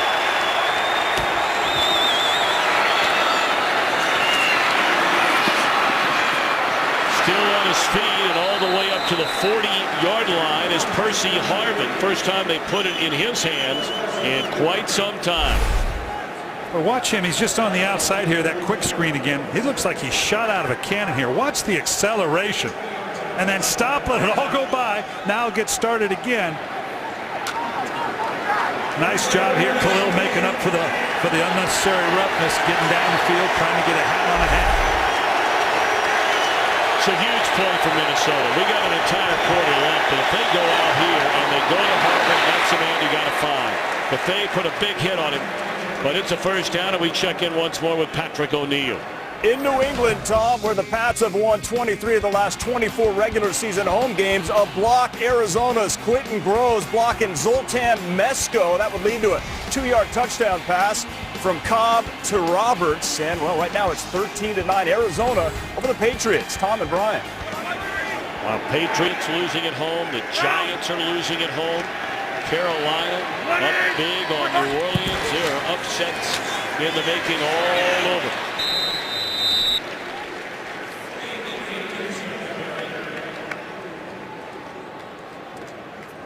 And if Minnesota can continue to open up with good 1st down runs like we've seen here, that's going to set up that proverbial play action pass, that shot down the field. The problem with Minnesota with Percy Harvin, now Percy Harvin's not in right now. Hopefully that last play took a bit of a shot. What Minnesota needs right now, this guy would cure it. They need him back in the game. He's the one guy that gives some real explosion on the outside. Well, that was a big knock on this Minnesota philosophy, if you will, last year in regard to Harvin. Ponder again rolling, flags come down, and it might be another Minnesota penalty to take away another good play. Twice by their defense on the last drive. There's been already one on this drive. Holding. Offense, And number now 71. It's a 10-yard penalty. Replay, second down. Yeah, right tackle, Phil Lodeholt right here on that edge. Obviously with the speed they can bring on the outside. Boy, he gets pushed back inside, and as he's going away, he reached out a little bit, but that was a bit pedestrian for my money. You know, the criticism of the officials has been they haven't been calling offensive holding. There's been a lot of criticism there. They may be leaning back the other way. We've seen a couple non-holds called today. Second down and a ton after they had converted. And down goes Ponder. Hughes was there to wrap him up.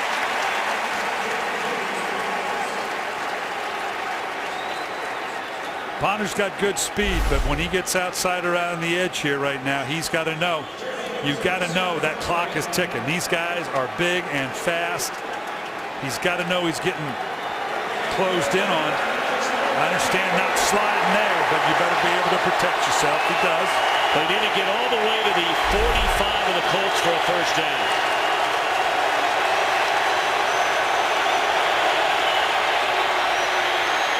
Screen to Gerhardt. And he is thrown to the deck at the 41, and out comes the punt team. They had a first down inside of Indianapolis territory, but a holding call takes that away. And that's the final play of the third quarter. A third quarter marred by mistakes and penalties by Minnesota. The Vikings begin the final stanza down by 14. Well, the passing offense has been Percy, Harvin, or bust. And we talked in the open that Christian Ponder is a manager of the game. He uses Adrian Peterson. The big plays come with Harvin. They may have to come someplace else as well, because right now they just don't have any juice about them offensively. Well, Cluey has not had a good day punting the football today. Good return, brought back out to the 30-yard line. Only a 39-yard punt, an 11-yard return. As always, we'd like to welcome the men and women in uniform serving around the world, watching our broadcast in 175 countries and aboard ships at sea on AFN, the American Forces Network.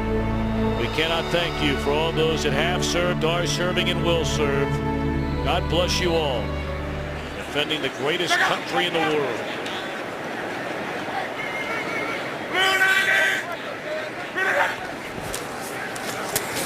Reggie Wayne on the quick hit from Andrew Luck, and that'll pick up a couple of yards on first down. Fourth quarter underway in Indianapolis with a 20-6 lead. Penalties have been a huge part of this second half. Not only 5 penalties for 65 yards, but when they have come. Absolutely. It kept the scoring drive alive for Indianapolis. 9 penalties in a game and still counting on the road. That's one of those statistics you look at after the game. It's awful hard to win with those kind of number of penalties.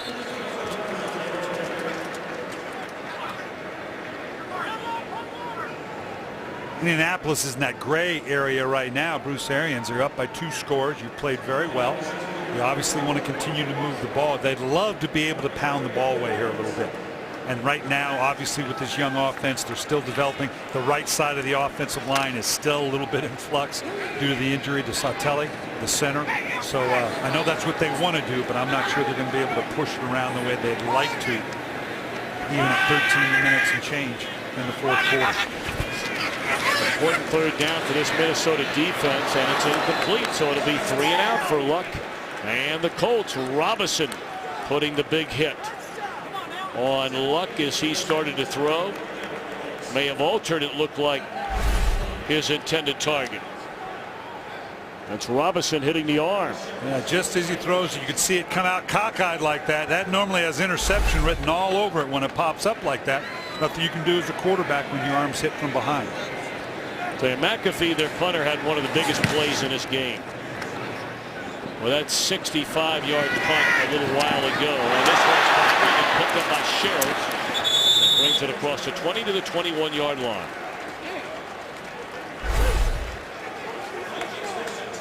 Now, he's not into the sun. We thought the sun in and out of the shadows might be a problem, but that's not for him. Next week, boy, this is something the San Francisco 49ers look like as complete a team as there is in the National Football League. This is a team you got to enjoy watching. The adding of Mario Manningham and Randy Moss. These Minnesota Vikings have quite a task of taking on the San Francisco 49ers. Some good matchups next week.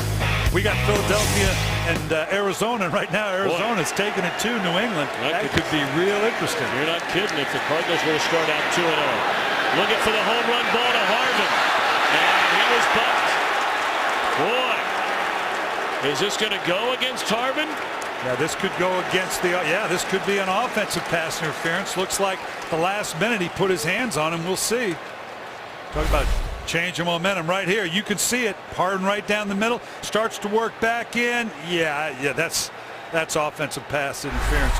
Interference on the offense. Number 12. 10-yard penalty, replay first down. Well, they got Percy Harvin. Yeah, there's no question. They're nice turning back to the ball. The defensive player has as much right to the ball as the offensive player. He was trying to work his way across it. To me, that's a good call. That's a good call. Or no call. Maybe a no call, but you certainly can't call that defensive pass interference. So after that penalty, this drive now begins from their own 11. Sixth penalty in the second half.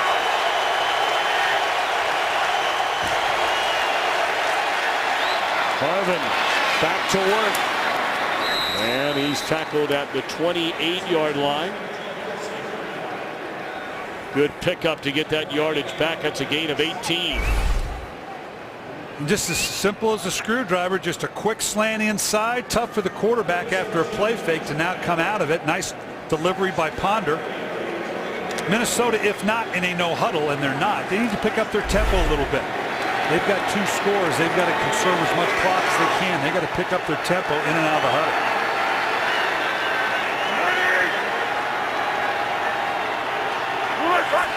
Second down and 3, and Ponder looking around, and it's in and out of the hands of Cabell Connor. That should have been intercepted. Let's throw one across the country back to Kurt Menefee. Well, Reggie Bush looking awfully good today for Miami. Back-to-back possessions, he scored touchdowns, including this big one. Around and through the Raider defense, 65 yards. He's got 129 yards and 2 touchdowns and a quarter to go. Dolphins up 21-10, looking for that first win. Tom and Brian. Thank you, Kurt. That would be Miami 1-1 if it could hang on. Raiders would go to 0-2. Batted away. Good coverage by Gerard Powers. And so again, Minnesota cannot overcome a penalty on the drive.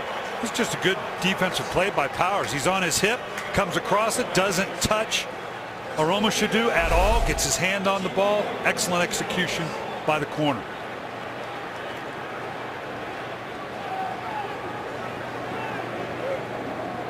Floyd needs to make up for his punts earlier in the game. He needs to boom one here. Minnesota just 4 of 11 on 3rd downs today. Better punt this time. Looking into the sunshine with the roof open today is Hilton. Fair catch of the 18. 54-yard punt. That Indy defense has stood tall today. You look at Minnesota offensively, the last 5 possessions virtually non-existent. And it's at this point you can see you don't have the consistency. You got to start taking those shots down the field. We saw the last series they started to do a little bit more, but they've got to find something down the field because right now they're just slowly bleeding down. There's still a long way to go in this one. I mean, by no means is this one in the bank for Indianapolis. And that appears to be early movement by Fleener, the tight end, over on the left side.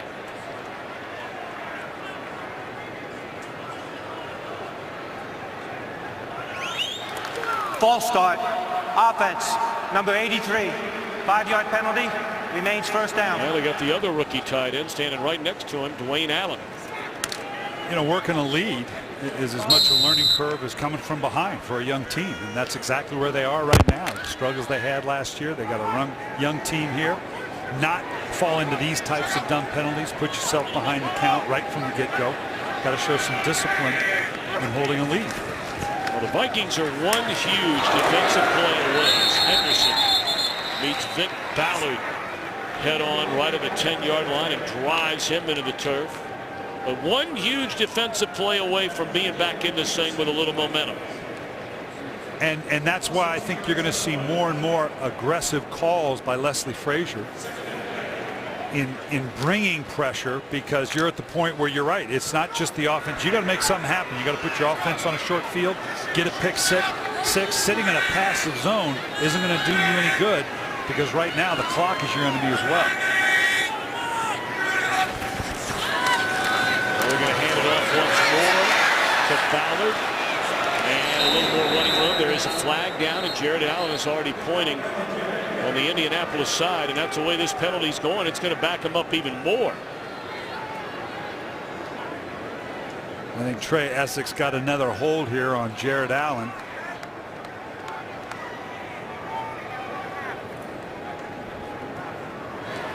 Holding. Offense, number 66. Half the distance to the goal line. We play second down. Todd King, our referee. White here on the right side. He pulls out a little counter play. Supposed to kick out on Allen, and as Allen tries to swim underneath, he grabs a hold of the shoulder pads right out in front of everybody. Can't miss that one. And now second down and 23 inside their own 5. We're right at the 5, and there's a carry for close to 4. It brings up third down and forever. And is this where Minnesota can come up with a big defensive play? Well, likely Indianapolis is going to play it safe, run a draw play, maybe just drop it off. I imagine Minnesota will be fairly passive in their secondary, but they've got to make something happen here. They should get field position. We thought that last time, and then McAfee boomed a 75-yarder in the air.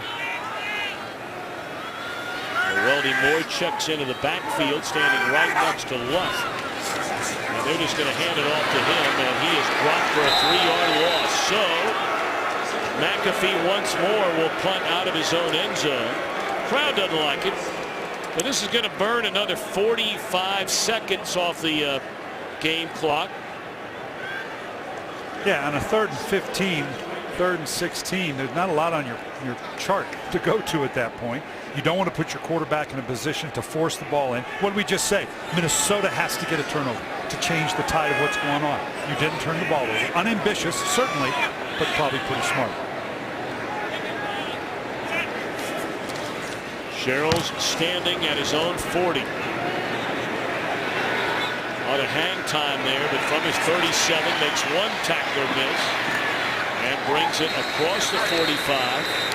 Very good field position and a lot of time left. 10-10 to play. Well, you look at the total numbers on Adrian Peterson today. 12 carries and 53 yards. Doesn't tell really the entire story, though. His longest run of the afternoon is all of 6 yards.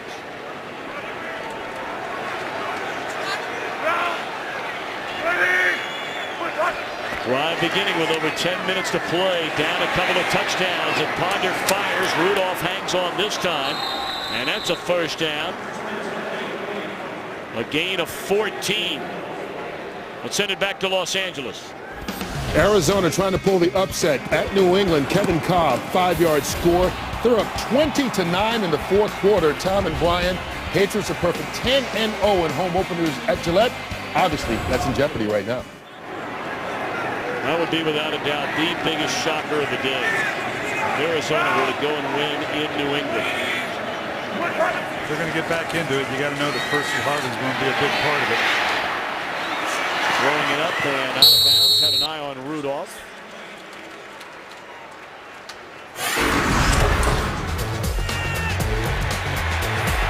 impressive job by the Indianapolis Colts defense. Keep in mind they're without Dwight Freeney. They've not really given up anything down the field. They've put good pressure on Ponder and really haven't been able to crank up the running game. What'd they tell us? Job number one, don't get Adrian Peterson cranked up. They never were able so far today. Freeney injured his ankle last week in Chicago. They thought they might have him back this week. You've got to believe they'll have him back next week. Peterson to the 35-yard line. It brings up 3rd down and a long 5. Clock winding down. 9:12 left to go, and Harvin gingerly walking around, reaching back in that hamstring area, trying to stretch it out. Yeah, hopefully that's just a cramp and not a hamstring. Well, you're in 4-down territory now with Minnesota, are you not? Absolutely. Closing in on 8 minutes, and that should dictate the call as well. He doesn't need the full 1st down here. You're going to have 2 shots to get it. Blitz coming. Ponder looks for Harvin, and he makes a reception, tiptoes out of bounds. A 1st down to stop the clock at the 22-yard line. And Indy brought the pressure to force the issue. That's what created the one-on-one. You can see the pressure coming right now. That's what created the one-on-one matchup for King on the outside. There's one guy I'm going to make sure I double on every single play. It's going to be Percy Harvin going forward. Of course, they start that clock back up once they spot the ball. So down to 8:20. They're burning a lot of time here, huddling up. Crossing pattern again. It's Harvin, and the clock will continue to run. It's down to the 15-yard line. Well, I'm really surprised that Minnesota is not getting up on the line of scrimmage a little quicker here, Coach. Down 2 touchdowns. Well, this is what they do. They're not a no-huddle team, but at the very least, as I said earlier, they got to increase their tempo a little bit. Okay, if you're going to huddle, you can get a score here.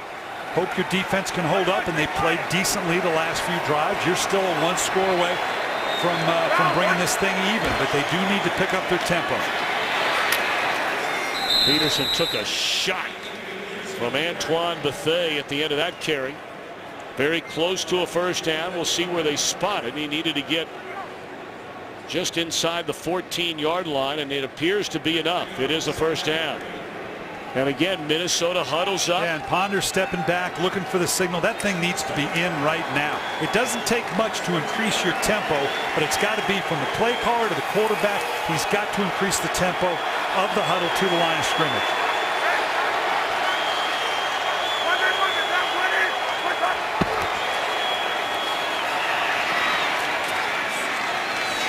And they hand the ball off. 7 minutes left to go, and again they walk back to the huddle. Harvin, 112 yards of offense today for Minnesota. Well, I know it's belaboring the point. Yeah. I mean, Minnesota's in no hurry to get into a huddle. Yeah, there's got to be a sense of urgency here, down by 2. Percy Harvin's the X factor. We need a Y and Z factor to show up here.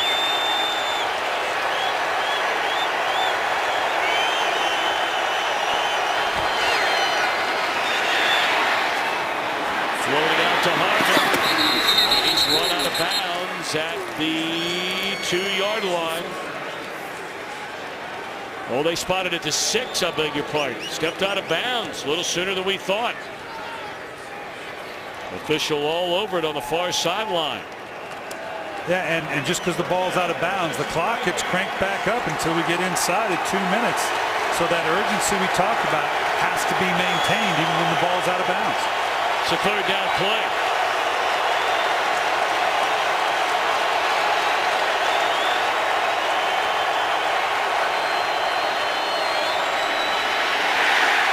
And Peterson is bottled up. Maybe back to the line of scrimmage. So now it's 4th down. I mean, field goal's not doing you any good, so they're going to go for it. And that's why the run. You recognize, okay, we're going to go 4 downs. So maybe I run it. If I don't get the first now, maybe 4th and inches, 4th and a yard. So that was an example of the fact that they knew it was going to be 4 down, but it's all riding on it right here. The tempo that they've maintained right now. So Minnesota's going to talk it over. Harvin continues to try and stretch out that calf. It's a huge play. Biggest play of the game for Minnesota when we come back. Well, it's not an absolute certainty, but if they're unable to get the first down here, Minnesota's in a world of hurt. That's a tough hill to climb, and you got to convert on a third and medium here without your best player on the field, Percy Harvin. Well, he looks like he wants to come back in, but he won't.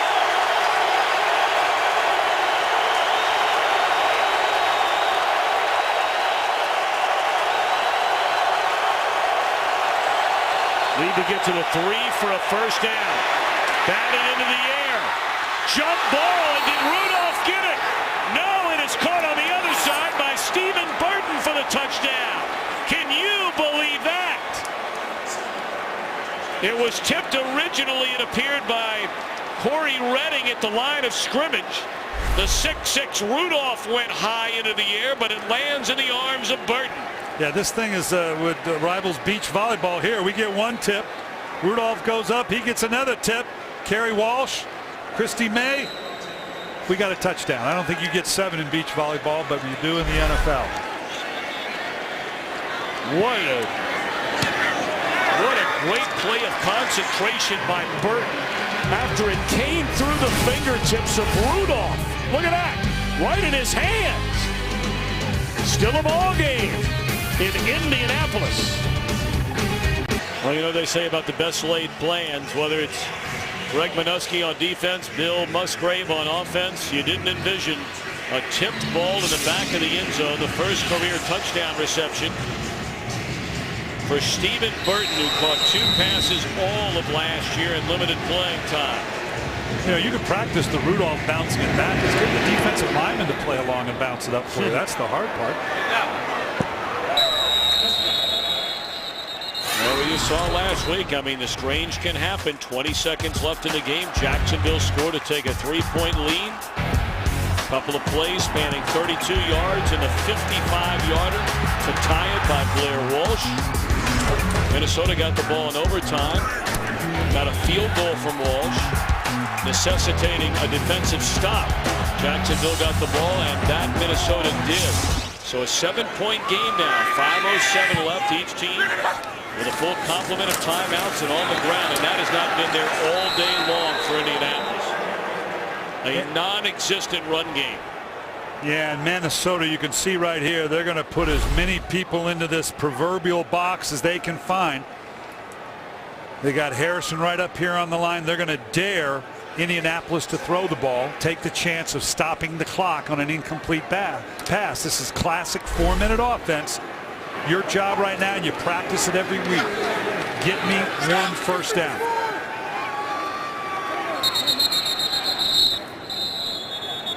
Colts are going to spend a timeout. Timeout. Their first. Indianapolis. That's their first timeout of the half. Take a peek ahead of next week, the NFL on Fox. Some will see the Rams, Bears, Niners, Vikings. Others the Lions, Titans, and Buccaneers in Dallas. And then late, Brian, you and I will see the Eagles and the Cardinals. Will that be a matchup of 2-0 teams? Philadelphia tied with Baltimore. 17 apiece in the fourth quarter right now. And Arizona stunning New England. 20-9 with less than 7 minutes left to go in that. Here, 4:32 left. And Indianapolis with a 7-point lead. Second down. Being chased. Got it away. In time to Reggie Wayne, and he's up to the 25-yard line. I mean, he had Allen breathing down his neck. So third down upcoming, and there's an injured player down on the field. Slow to get up is Aaron Henderson. You can see that's twice now. Jared Allen just almost getting to the quarterback. Athleticism of luck pulling away from it. He's very much aware of it. Get the ball out of your hands. This creates an interesting third down call for Bruce Arians. He's talking to Andrew Luck right now. Boy, let's go back to your playing calling days. I don't mean to interrupt you, but think about this, Coach Billick. What would you call right now? Quickly to Los Angeles. All right, thanks a lot. The New Orleans Saints has been this kind of day, maybe this kind of year. Drew Brees on 4th and 4 just loses the football, and after that the play is pretty much over. They turn it over on downs, and right now they trail Carolina 35-20. Less than 4 minutes left in regulation. Tom and Brian. All right, Coach Billick, what are you doing here on 3rd down and 5? I think we saw it earlier. I think you get him outside the pocket. I don't know if you want Andrew Luck throwing from the pocket here. Maybe a play fake, get to the outside, let him see clearly what he wants to throw. If not, maybe turn the edge and run, buy a little more clock down. Wayne in motion, being stalked by Winfield. Here comes a step and a throw. And a catch up for a first down to the 31-yard line. Donnie Avery has come up big today. That's his 7th catch of the afternoon. Boy, this is a bullet in the tightest of holes right here. Andrew Luck knows where he wants to go. Zings that thing in here. He had no idea where Avery was. He knew where he had to put the ball. Beautiful throw by Luck. Nice job by Avery going to the ball. That's great coverage by Cook. I mean, he's right there. So now under 3:30 to go. Minnesota has 3 timeouts remaining.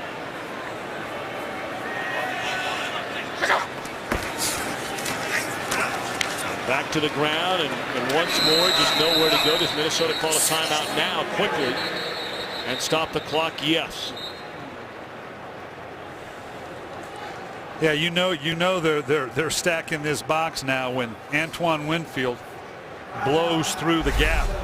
You can see on this backside, Winfield right here on the backside. You got everybody up in there, all 5'9" of them slicing through it to bring the ball down. It's got to be total sellout by the Minnesota Vikings right now. Of course, Winfield missed the entire week of practice. Tragic news of his younger brother being murdered back in his hometown of Akron, Ohio. He found that out 4 days before their season opener last Sunday. Winfield, his goal coming out of Ohio State was to play in the NFL at least 10 years. It was his 10th year. He went to his first Pro Bowl. What a player he has been. And at 5'9", 180 pounds, I don't know that there's a more physical corner in the game than Winfield. Winfield sniffed that out. A quick throw and a catch made by Avery once more. Watch the transition of Winfield at the top right. He sees right now. He's been at this so long. He knew exactly what was coming, closing on it. I mean, right at the point of contact. This is just a tremendous player. Leslie Frazier talked about the whole temperament he sets with that defense in the back end. Consummate professional. Yeah, almost 1,100 tackles in his career. Originally came out a #1 draft pick out of Ohio State with Buffalo, and then signed as a free agent in 2004. Has been in Minnesota ever since. So here we go again after a timeout. Another 3rd and 5. Same thing. We saw it get it out of his hands quickly on the last play. You don't want him pitter-pattering in the pocket to make a read right now. Get him around the edge or get it out of your hands quick.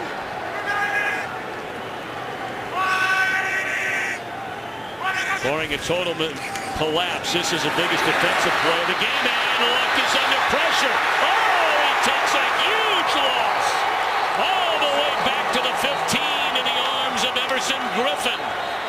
And Minnesota will spend its final timeout. And after that loss all the way back to the 15-yard line, Minnesota may get good field position. And I was about to say, a sack doesn't kill you here unless you do this. If you get sacked there, so be it. But you can't run around and lose this kind of yardage. This is a rookie mistake. Step back up into the pocket. If you get sacked, so be it. Now all you've lost is 4, 5, 6 yards, but you can't scramble around like this and knock off the yardage that you did. That is a 22-yard loss. And only the 2nd time Minnesota has been able to sack Andrew Luck in the game today, and Griffin flexing his muscles in celebration. McAfee needs to angle this punt a little bit to eliminate any possibility of return. See if you can get it towards the sideline, pin the return, because unless he pulls off another one of those 75-yarders, they're going to have a chance to return this pretty good. You want as minimal return as you can. McAfee has been a huge weapon in this game today in a couple of tough spots. Twice out of his own end zone. Now punts inside of his own 5. And this one not as good. Returnable for Sherrills from the 41. crossing midfield. And Sherrills is tackled at the 45-yard line. Great field position, 2:50 to go. No timeouts remain for Christian Ponder in the Minnesota offense. Their last drive found Harvin a couple of times. He was unable to get on the field. On 4th down, the tip ball through the fingertips of Rudolph into the arms of Stephen Burton for a touchdown to bring him within 7, and that's where we are with 2:50 to go. Minnesota with no timeouts, so they're going to have to do this with 2 minutes and 50 seconds. Can use the 2-minute warning as a stoppage, but they're going to have to do this one on their own. Harvin for no gain. And is the ball loose? No.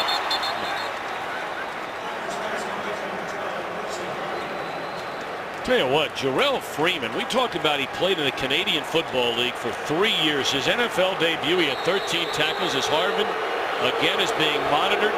It looks like again it's his right leg. We thought it was a calf earlier.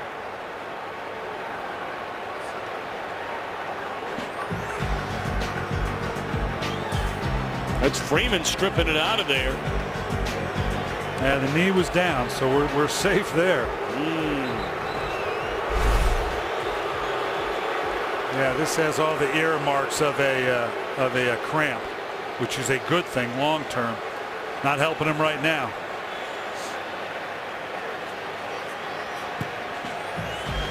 Well, he continues to lock up. We'll take a break. Minnesota may have gotten away with something here. Watch the ball. It has started out. The knee is down, but the ball was clearly moving at that point. Minnesota out of timeouts. 2:25. Ball at the 48.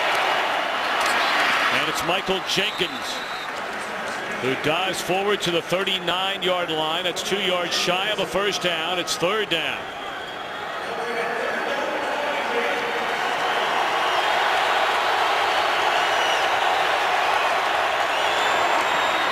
Right back to Jenkins. And this time it's a first down, and we will reach a 2-minute warning. Officially 1:59 left.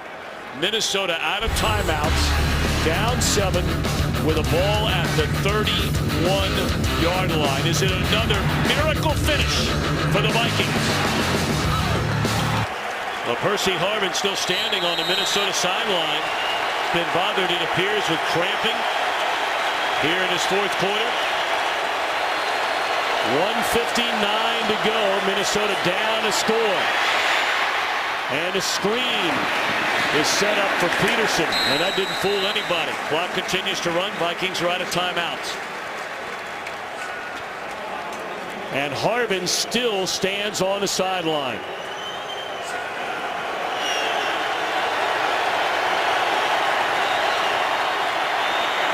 Jump ball for Jenkins, and it's broken up, covered beautifully by Gerard Powers in the corner of the end zone. Now Harvin trots back onto the field for Minnesota. Nice job. Obviously at a height disadvantage. Jenkins is up, got his hands on it. At that point, you're just playing your hands up through the arms, hoping you can come up with ball. This is an excellent play by Powers on the taller and bigger Jenkins. 3rd down and 9. Harvin back in there. Crossing pattern, catch it, a first down for Peterson, and he's down to the 10-yard line. 1:20 to go. He broke a tackle from Zimikowski, but it was able to get him down on the ground.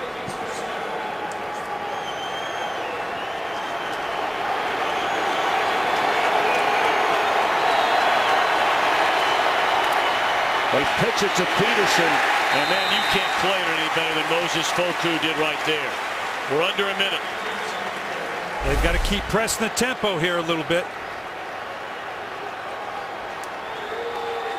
Nice job pulling the trigger. 2nd down and goal. Ponder looking in the corner, and it's a penalty. They'll get Justin King. He was flagged 3 times last week against Chicago for pass interference. Yeah, he gets caught right here. You're going to see him. He gets caught on the outside trying to transition back inside and just gets his hands on him in the end zone. That's going to get called. Holding. Number 21 to the defense. It's a 5-yard penalty. Automatic first down. Best part is the clock is now stopped, and it gives Minnesota a chance for a more orchestrated call. All right, Coach Billick, again, back to your play calling days.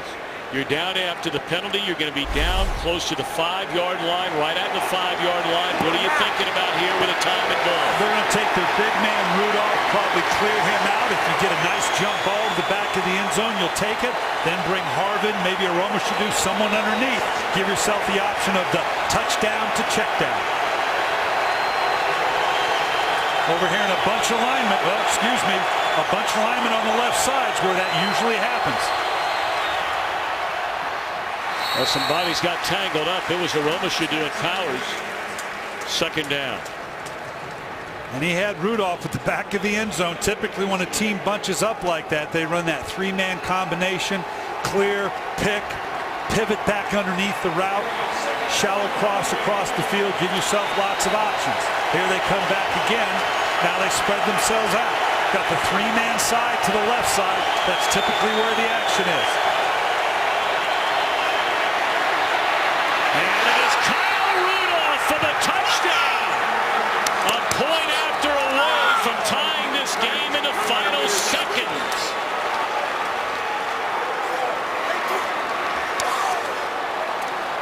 Who would have thunk it, the way the momentum was not going for Minnesota in this game? With 9 minutes, 8 minutes left to play in the fourth quarter. They have scored twice. Well, if nothing else, Christian Ponder stays cool to the end. Pulled it out against Jacksonville with a couple big throws. Obviously, this has got to be good. And it is good. 20-20. Ponder.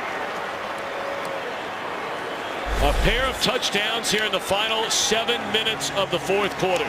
Just dragging the tight little pivot route right here. Sets up the linebacker. That's tough on the linebacker right there. You can't get your hands on him. The whole world is watching. That's a mismatch right there to end up with Freeman on the big Rudolph, all 6'6" of him.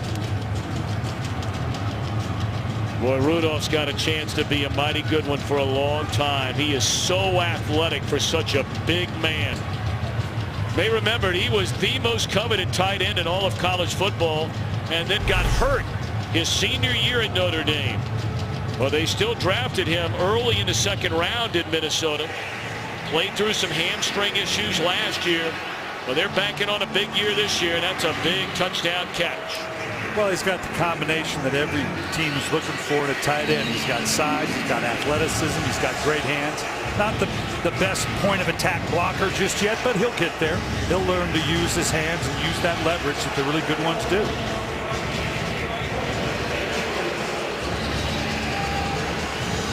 All right, so 31 seconds left to go.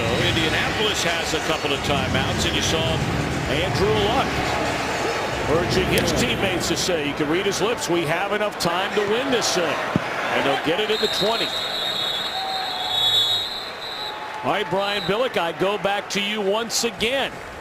As you look at the numbers in the fourth quarter, only 1 yard for Indianapolis. You've been so conservative, have the Colts, here in the fourth quarter with a 2-touchdown lead, what was. Are you going to put it on Andrew Luck's back with 31 seconds left to get you in field goal range? Yeah, you do. You got 2 timeouts. This is your first overall pick. This is your franchise quarterback. You've got the weapons to do it with. You've got to be smart about it, but with 2 timeouts, you've got a chance. Remember, we're only talking about field goal position here. Luck rolling, throws, up to the 40-yard line. And they'll call a timeout. They'll have 1 left. It's a gain of 20. You're talking a minimum of 25 to 30 yards now. You've used one of your timeouts. You'd like to hold that last timeout in your back pocket to get your field goal team in if you need it.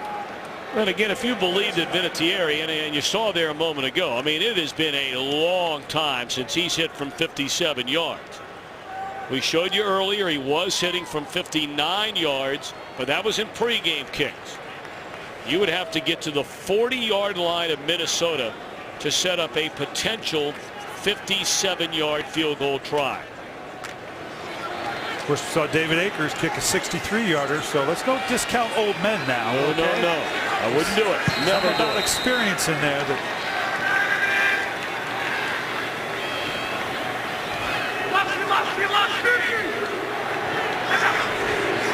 Blitz coming. Luck. Finds Reggie Wayne. And that's the mark we just set.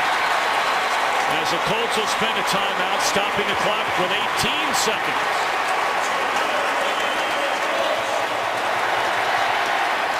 Yeah, now that you've used that timeout with 18 seconds, you have time now since you're on first down. You can get the ball off reasonably. You don't have to just to throw an out route that gets you out of bounds because you have time to come up and clock it. You know, you don't get the full down and distance. Now you're on second down. You come up and clock it, hit the dirt, and you're into third down. You still have some time to orchestration here. So now that puts the pressure on the Minnesota defense. Normally it'd say, okay, take away the out routes. But Andrew Luck can drop the ball underneath or throw the ball in the middle of the field because he does have that down to burn to go up and kill it. That red line is where they would need to get to give Vinatieri a career long tying attempt. And they're going to do better now. Now they'll have to hurry to the line, spike the ball. That's at the 32. Josh Robinson getting tangled up. Yeah, with Avery there. They're going to stop the clock. Right. But at some point they got to re-crank it back up. If the defensive guy keeps them, well, now they're calling a penalty, offsides. We did not see the flag. But here the defender, they've got to let him go. Obviously the clock is a factor. You can't do this. The officials have to stop the clock. That's the best part about this penalty right now, is it stops the clock. They'd obviously turn this thing down because you picked up more yardage, it looks like. Flag was thrown on the far side of the field. It looks like it didn't see because he just literally dropped it out of his pocket. Well, they're going to crank the clock back up soon as they got to get ready. Blow the whistle. Offsides. Defense. It's a 5-yard penalty. Remain first down. So they took the penalty. The difference was negligible. Yep. But you got to be ready to crank this thing up because it's you. 13 seconds on the snap. You still have time to clock this thing, but right now you better think about routes to the outside. They don't have to crank the clock back up now because the penalty was on the defense. So Luck is probably going to take a knee and spike it. There you have it. So out will come. Well, I'm not quite sure the need to do that. No, you didn't need it because the clock wasn't going to start. That's right. what Andrew Luck was asking the official about. And the official's telling him the penalty was on the defense. Well, here comes the field goal team either way. That was kind of a missed exchange there. Missed opportunity for Indianapolis maybe to get a few more yards. But with Adam Vinatieri, you got to feel confident about your chances. Should be 12 seconds on the clock. 12 seconds.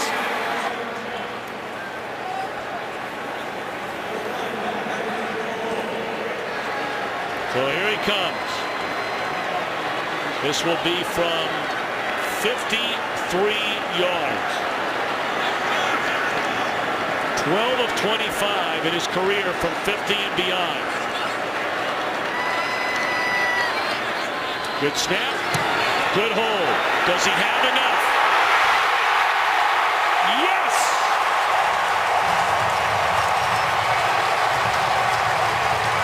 Adam Vinatieri, 53 yards away to give Indianapolis a 3-point lead. 8 seconds remain.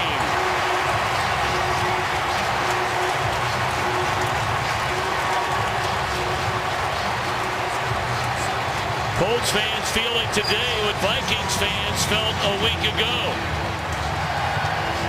Just the way you scripted up. Dire situation. Bring in your first-round draft choice, Andrew Luck. Take it down the length of the field with some big-time throws.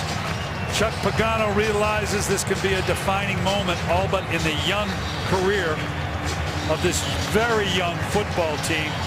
This validates everything he's been talking about since he took the job in January. Well, bear in mind now, this baby is not over.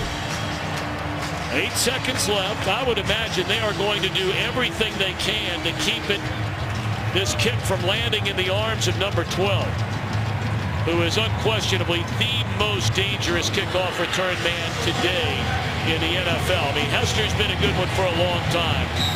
But if you had to pick one guy, I'm taking Harvard. Yeah, this thing, well, I don't know.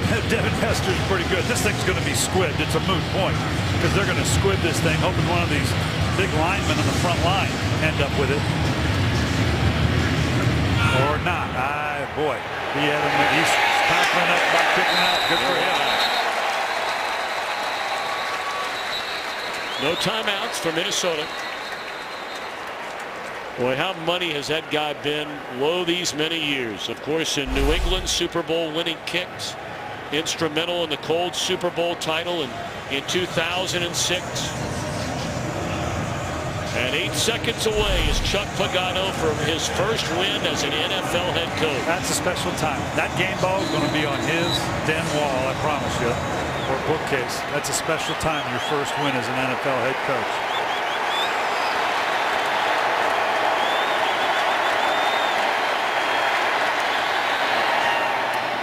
Catch made by Jenkins, and that's at the 35-yard line.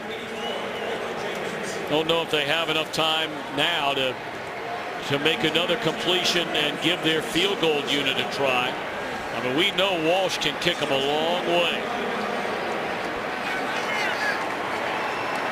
We will have bonus coverage for many of you coming up. The Giants have just tied Tampa Bay with a minute 23 left. So at the conclusion of this one, we'll have that one. Aroma should do. And that's it. Congratulations to Chuck Pagano. His first win as an NFL head coach. Andrew Luck, his first win as an NFL quarterback.